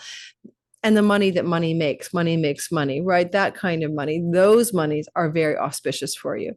So it depends on how you're looking at this, from which angle you want to approach it. But all said and done, the moon would suggest, as the owner of the Cancer sky at the time of the conjunction, with the moon in the sign of Aries, the moon's desire to try and translate some of the temple of the moon goodness to the house of good fortune, and also to witness from the house of good fortune what Jupiter and Venus are up to. So good fortune of the 5th house is just luck upon luck. It can be financial fortune. It can be lucky wins as well. Lottery wins can be had there. And also the gains of the lottery win, the pennies from heaven, come from the 11th, which is Venus's house. So all said and done, you may end up in a kind of penny from heaven winning vibe for you during this week ahead. Now, you have to go beyond the week ahead here as well, because this is going to bake in a kind of destined fated luck when it comes to money, chunky money, but also to the real estate and property sector of your life. North Node expanding, bringing you more success, more achievement, more worldly success when it comes to the home life. For a lot of people with this kind of setup, it's like money to buy your dream home, the dream sale of your home, and the right purchase price or sale price for a home. Like money and home are very auspicious. Some of that could be indicated in the week ahead. Some of that may take up to a year to fulfill. You might notice that with Juno in the 12th house, there may be agreements cemented from environments that look like hospitals. And with North Node in the 4th house of family and Jupiter in the house of inheritance, what can I say? Just a few of you may be inheriting some money, but you could also look at it like contractual agreements and backroom deals and negotiations regarding property and land, or spousal support, alimony, and divorce and separation matters, but things are going your way. If there is an inheritance coming through with property from your family of origin, for example, it's possible that we're looking at an elder, for Saturn is about to dip backwards into your 4th house again. So a very old person in your family system dispensing some blessings your way from your family of origin, like a grandparent, like an elder, very elder parent. And that could be evidence for that this week, but you might have to wait till after September 1st, maybe, when Saturn moves back with the North Node into Pisces, into your 4th house. I did a longer video for how this could play out over 2 years for you. go watch that video. It's pinned to my channel, but I'll put it in the comments below. And I'll pin it to in the description box as well, because that video will take you through more of the big arc of the next 2 years, not just this lucky week ahead. You might find with the energy of the South Node, there could be some imbalanced stories of work. Like maybe you've been working too hard, you're depleted, you're drained, you're disappointed. Something about the work or the reputation environment or the wedding career, the wedding and marriage story, right? South Node is like your visible wedding and your reputation as a married person. And South Node is here, Punisher, broken oaths. Who broke their oaths in a relationship? Did you or the other person? Maybe there's a disappointment. I'm bringing it up because Venus is in a flow to the South Node and will facilitate mutual positive, hopefully mutual endings if needed in work or relationship situations. Okay. Especially if your relationship is connected to far off lands, foreign shores, or foreign people. And there may be like how to mutually separate assets in a beneficial way to both, for example. If you're not married or anything, don't worry about it. That's not the story. This is often a secret romance when Venus is here. Some of you could get involved in secret romances over the next 2 years. But in this week ahead, would you do that? Maybe. So Venus rules your 11th house of good spirit, where there's grieving Mars over there. So there may be also some loss of a friend. And maybe Venus will be talking about how the loss of a friend also is going to amplify some success for you financially. That would be a rare case where a friend is going to leave you money or give you money for some reason, despite the friendship ending metaphorically or physically for some reason. I mean, that's a what do you call it? That's less likely than some of the other stuff I've said. Now, we're going to draw a card from the Oracle deck for you, the Wisdom Oracle by Colette Baron Reed, and we're going to get a guidance for you. And remember, this is general bell curve astrology. It is not a personal reading. You're at a fork in the road. Take what works and ditch the rest, okay? Fork in the road. Well, we're all at a fork in the road at one point or the other, but we do have the nodes of fate moving through the sky to indicate fated change in circumstances in our life. So we're all at some degree in a fork in the road. You have angular South Node, North Node. You've got the, fourth house and the 10th house activated, and those usually pivot our lives, like the water wheel, in a mill, and the water's dropping on the wheel and turning the wheel. These kentrons or stakes, South Node in the 10th, North Node in the 4th, indicate massive life change, right? And you've got Uranus in the 7th. So some unexpected massive life change is coming. Some of it may be coming from marriage relationships or family of origin relationships. So let's see how fork in the road is delineated for the week ahead. Oh, what's the number of that card? Number 13. Oh, it's like the death card in the tarot, the major arcana. All right. Fork in the road. Fork in the road. Here we go. Take time to make a decision, considering the consequences as you prepare to act, owning up to your obligation to make a necessary choice. Every choice has a consequence. You've arrived at a fork in the road and are being asked to come to a decision. Will you further your dreams by choosing left or choosing right? It's interesting that kite with Mars last week was very fork in the road as well. Will you take the road less traveled or the one well worn by others who have come before you? This is your choice, yours alone to make. Circumstances and other people will not make it for you. Be present and do not avoid this junction, for it is important. It is an important crossroads. Take heart. No matter which path you choose, you will have a rich and meaningful experience. And if it's about a relationship, because with Uranus in the 7th and the South Node in the 10th, it is a moment of truth in the evolution of a relationship. Okay. So keep that in mind. All right. For those of you who are in a relationship, Sagittarius. All right. So maybe your relationships become a friendship with the Mars Libra storyline and the grieving, and maybe the romantic part, Saturn's in your 5th house, just sucks. There is no romance, and maybe that's the critical turning point in a relationship that has maybe mutated into a buddyship or a friendship. All right, so let's go ahead and do the next sign. Oh my God, I have a tickle in my throat. Capricorn, sun, moon, and rising sign. This is a lucky week and the luckiest week of the year. That's because lucky Jupiter exalted in the sign of Cancer, Venus in her happy co-presence with Jupiter, and on the dog star Sirius, fame and glory and wealth. Now, because it's your seventh house over here, it could mean that it's coming to your partner. If you're with a partner, if you're married or you're in a significant relationship, your partner may be very lucky in this week ahead, or you're lucky in the relationship, or the relationship fuels luck in your life. And so there's a lot about the luck and another versus just you having the luck. Now, this energy could be here for 2 years. And if you're single, you could meet a very powerful new relationship partner because this cycle continues to reboot for up until 2027. It's like 2001 and 2002, fated and maybe destined luck stories in love. The dog star Sirius is what's new here, and it brings an incredible amount of power to this marriage house, to the partner you're with, or if you're single, to the partner you might meet this week ahead. Part of this story can involve a fated quality, for the South and North Node are in a relationship to the Venus-Jupiter conjunction, and it forms what we call a wedge. Venus trines the North Node in the house of travel. Venus sextiles the South Node in the ninth house of travel. So travel stories connected to relationships are auspicious and very intense and powerful this week ahead. Luck and love through travel, meeting someone if you're single because you're traveling. You can meet somebody in teaching and learning environments as well. And you may find yourself moving towards some kind of expansion of the relationship because of travel. Changes connected to the relationship and neighborhood are possible as well. Move to a new neighborhood, meet a new person. Okay.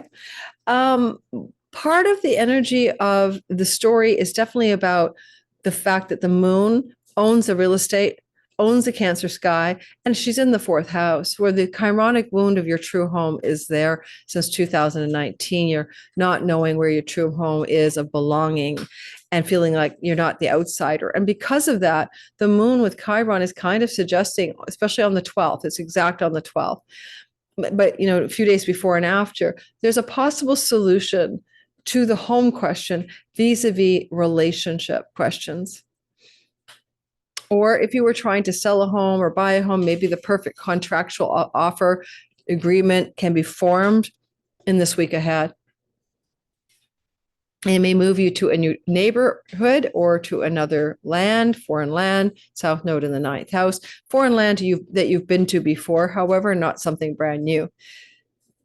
There's a beautiful water trine forming as well. That's the North Node in the third house, which is travel. That's Venus in the seventh with Jupiter and Sirius. And then they're flowing to contractual goddess agreements and vows, even treaties, in the 11th. You may make some kind of agreements with a friend, an ally, or a benefactor, or a sibling one older, or a sibling three older than you, that involve prosperity, that involve financial wellness, that involve maybe relocation to a home. And I wonder too, the contractual agreement in the 11th could be about work. It is the house of the profits or the gains from the 10th. And maybe there's going to be some opportunity to sign a contractual work agreement. That Jupiter Venus could be the offer. It could be the person coming in with an offer or a collaboration or business partnership of some sort. With the North Node in the third house, it might require you to travel or to move. All said and done, if you're in a relationship already, a lot of this luck is either yours to get from and with your partner, or they're having these lucky, beautiful energies playing out in their life this week. And that doesn't mean that you don't get to get some of it spilling back to you. Venus rules the house of good fortune, and there can be a kind of jackpot feeling in the relationship with the partner or in the partner's life. And you get to benefit from that jackpot because you can witness it directly from where you sit. And the Lord of your sign is Saturn. He's down in the fourth house, also witnessing the conjunction of Jupiter and Venus in the seventh. Looks like it really rock your world if you want to move your home. And yet again, as I said in my longer video, it's 2 hours long, go watch it, where I talk about how the next 2 years play out for your sign. There definitely is lucky breaks regarding home and property, but maybe through significant relationship, business and love partnerships. All right, I'm going to draw a card for you at this time from the Oracle deck by Colette Baron Reed, and it's called the Wisdom of the Oracle. And here's what we've got for you guys. What do you have in store for the Capricorns of the world? Let's take a look. Round and round, 25. It has a vibe, doesn't it? Spiral of time or something. 25. Let's take a look at card 25 and see what we get here. And I'm going to help my handyman over here in a minute. So I'll take a break with you after I read this. All right, I can take a break after 25. In case you hear some stuff, we're making a table happen. Here we go. Round and round, the spiral quality of events. When a lesson isn't quite integrated, cycles you are challenged to break, and revisiting patterns from a new perspective. Don't forget, a lot of this is going to hit you in the chironic wound of home, but in a positive way, because that chironic wound is a pattern you've been working with since 2019. The appearance of this card is a reminder that although it may appear you've gone backward, the truth is you're standing at a higher level on the spiral, looking down into your circumstances. You're going to learn something and do something better, break a cycle that was set up in the past. You actually have a bird's eye view of your initial footprints, and you can access the wisdom and the lessons learned. All right. I'd love to know how that works for you.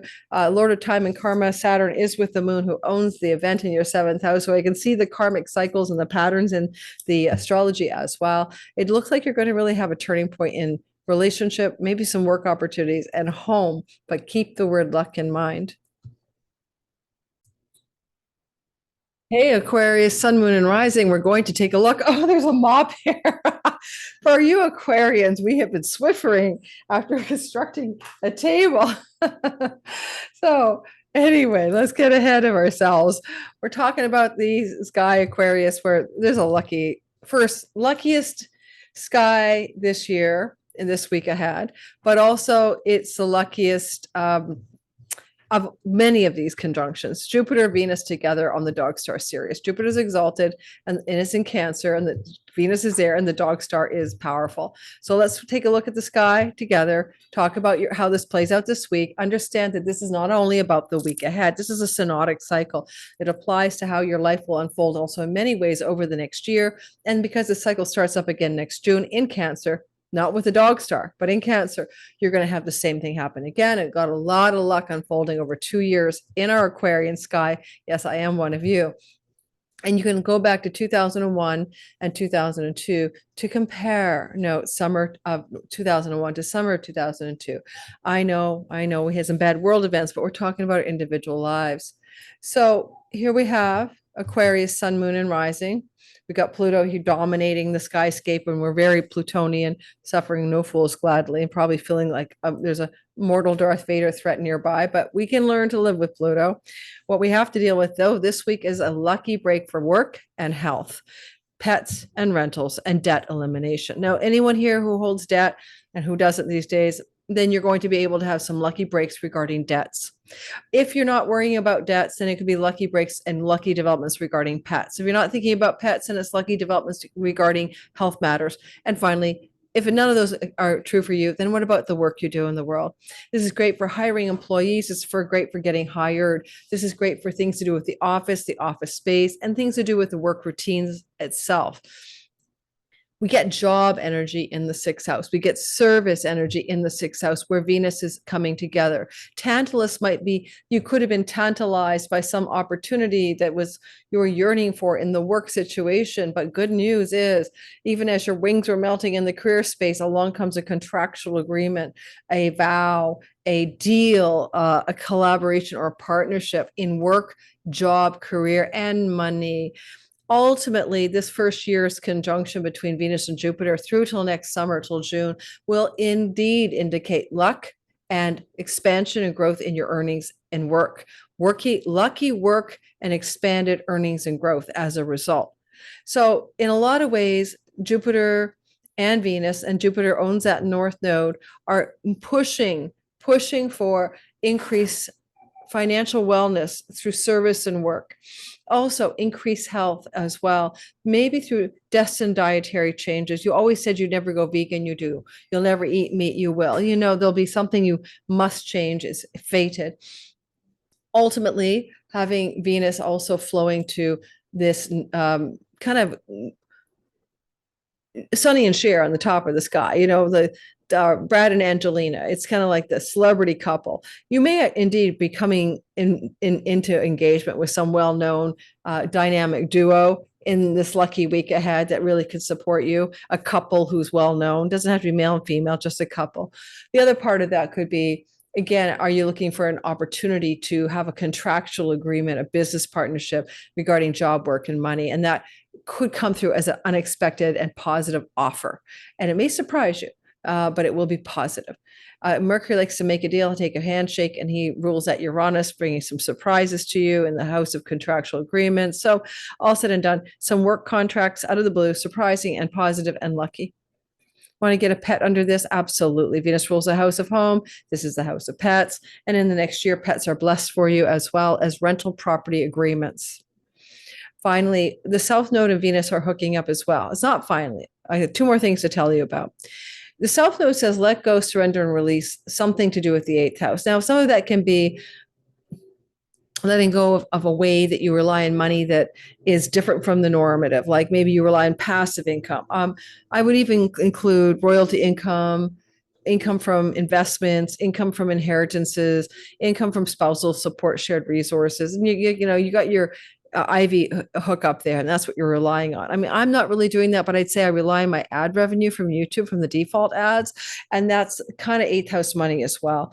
And so it's kind of like Venus is saying, don't worry, we can unhook you from that IV drip, because we're bringing you lucky money opportunities to expand your money and your earnings anyway in the 2nd house. Now,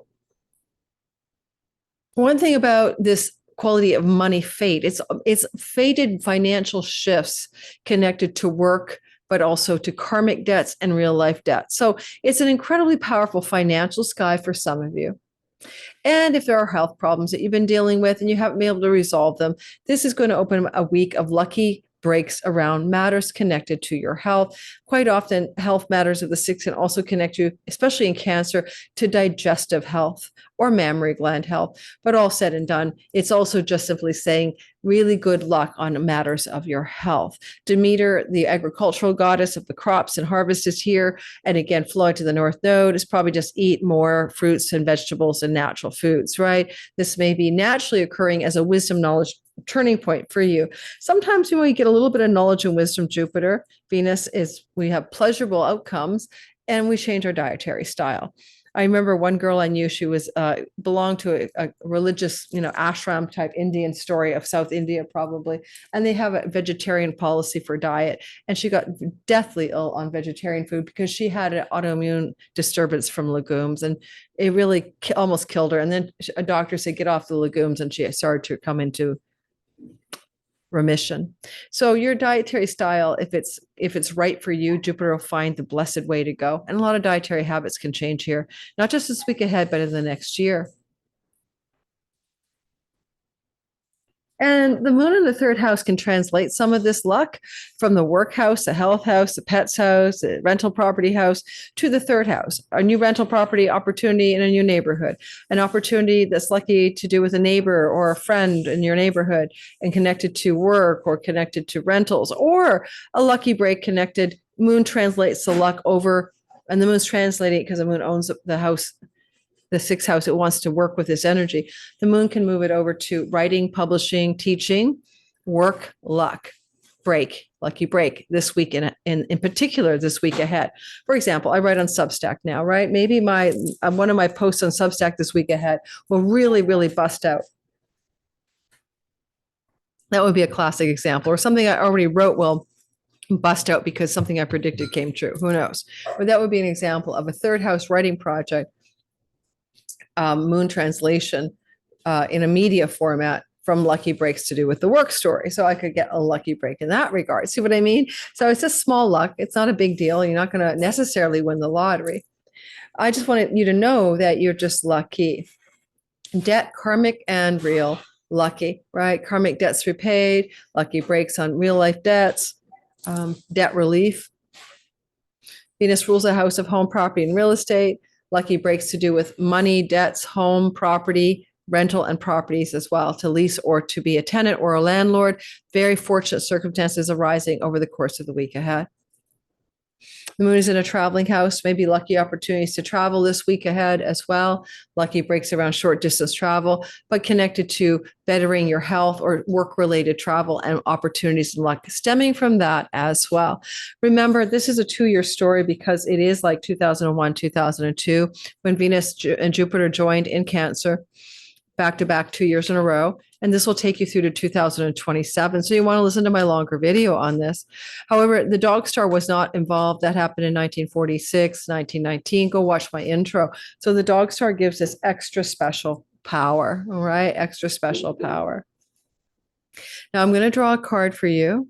And it's an interesting card. I didn't expect this one. It's called Between Worlds. And I kind of get it because the metacosmos houses or the between the worlds houses are houses 6, where this is happening, and houses 3, where the moon who owns the story is happening. Those houses, also called Caden, are called metacosmos. And so, what part of your story is between the worlds in this week ahead? And let's see what the card might help you with to deal with this extremely lucky week. This is a general reading. Not everyone will have as much luck, and it does not exclude bad things still happening.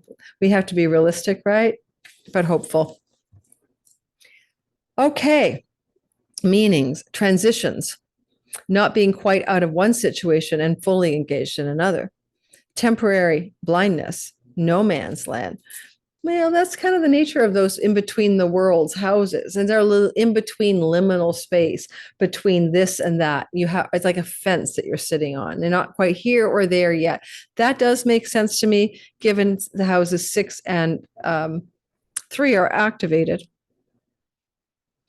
So the oracle says, between the worlds is where you must let go of the tendency to make assumptions. It's a time when you are unable this week ahead to see what is ahead. Cultivate curiosity and trust in the process of change and of growth.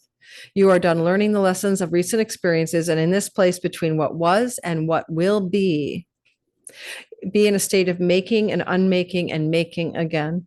What is essential now is to admit not knowing. There is great freedom and power to be unleashed. A mystery that is not yours to understand weaves the web of life within a divine matrix of consciousness, greater than your own thoughts, feelings, beliefs, desires, and decisions. Well, that's the nodes of fate, too. It's just going to happen. Just take a ride on the nodes of fate, everybody, through the Pisces and Virgo story, which is, very much your money story, as I mentioned. The seeds that were planted in the past begin to take root, but what surfaces will probably not be what you expect. When you are between the worlds, Aquarians, you are invited to see with curious eyes of a child, glimpsing a rainbow for the first time. So do so and you will not be disappointed. All right. I'll let you know how that goes. Let me know how you feel like you're between the worlds, even as this lucky thing is descending upon you. And it's faded and it seems very financial for the most part. Okay. Last but not least, we're going to move on to the Pisces sun, moon, and rising sign.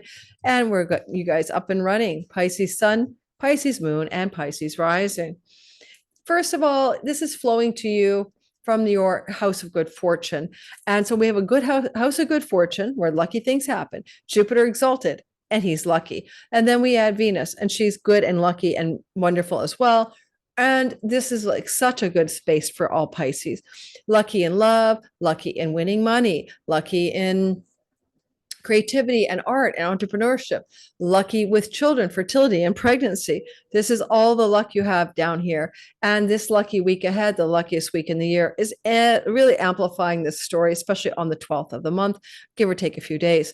Partly there's a Tantalus. What's tantalizing you? Has love tantalized you? Having a baby tantalized you? Have been tantalized by your creativity and your projects, your entrepreneurial businesses, maybe not quite getting what you want. But here Venus is fairy godmother, Jupiter fairy godfather are trying to deliver the goods. And this is therefore a reset button and a new beginning that lasts a whole year in a synodic cycle that is just like 2001, add a year. It was like August of 2001, add a year. Then June of 2002, add a year. It's a similar cycle. We're back to a back-to-back 2-year cycle. And that kind of bakes in a lot of fortune in your fifth house. If you want to have children, if you want to get into a powerful romantic love story, if you want to have creativity prosper, if you want to be lucky and fortunate in any area of your life, if you want to win or speculate and win by risking, gambling, and speculating, you could do that too. Know your limit, play within it. Now, your children can be lucky. You have them already. Well, this is going to say fortune favors your children, especially perhaps the firstborn child. This is also extremely powerful for artists. If you're creative, artistic, you're a writer, you're a painter, you're an actor, you're a filmmaker, I don't care. Take your art and go for it. This next 2 years is golden, but this next week has some luck up its sleeve. And it's financially also positive. The moon owns the luck of the fifth house and is in the house of earnings, resources, and possessions. Looks like some lucky breaks in finances are coming for Pisces in the week ahead. I'm not saying you're winning the mega Powerball, but you have some lucky money breaks most likely.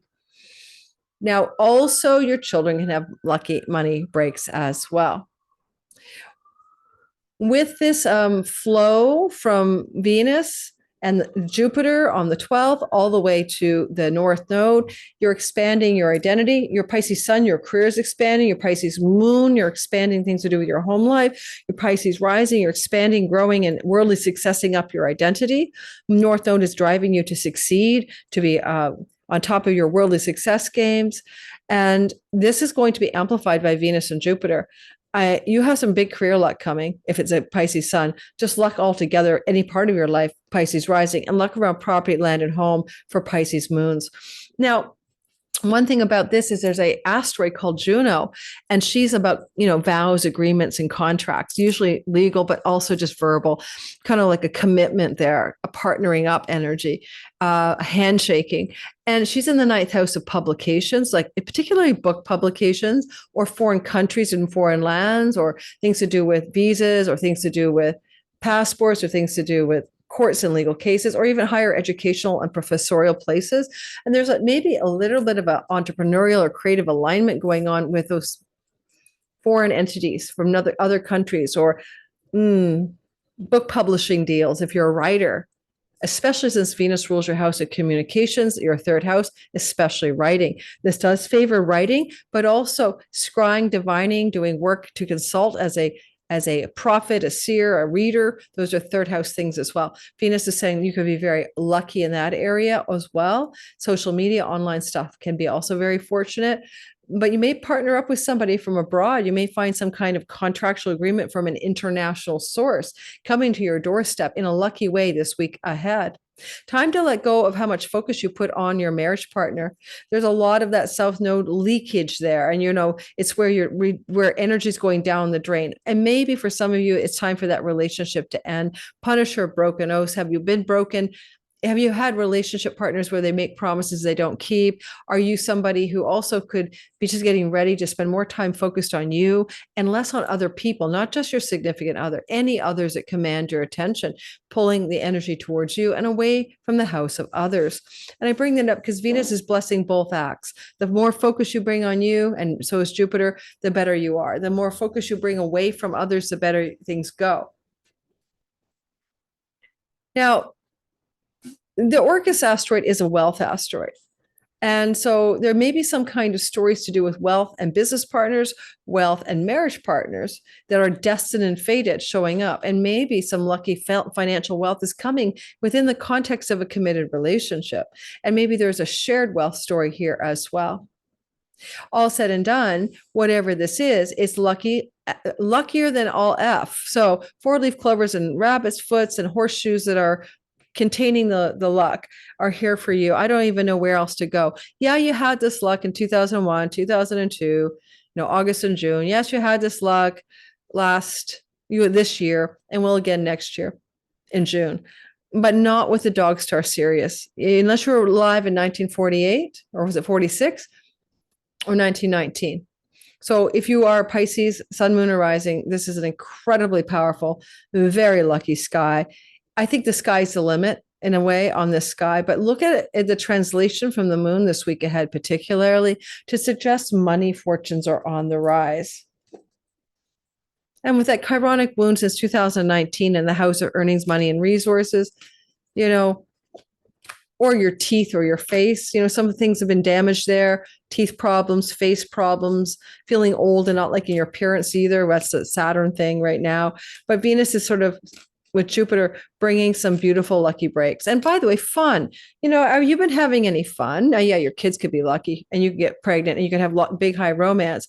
But this is about enjoying life, right? That's where Venus and Jupiter are. What inspires you to get up out of bed in the morning? What inspires you to, do your day with, anticipation and wonder and, the innocence of a child? That's the fifth house. And there's an attempt of the universe to bring it back to you.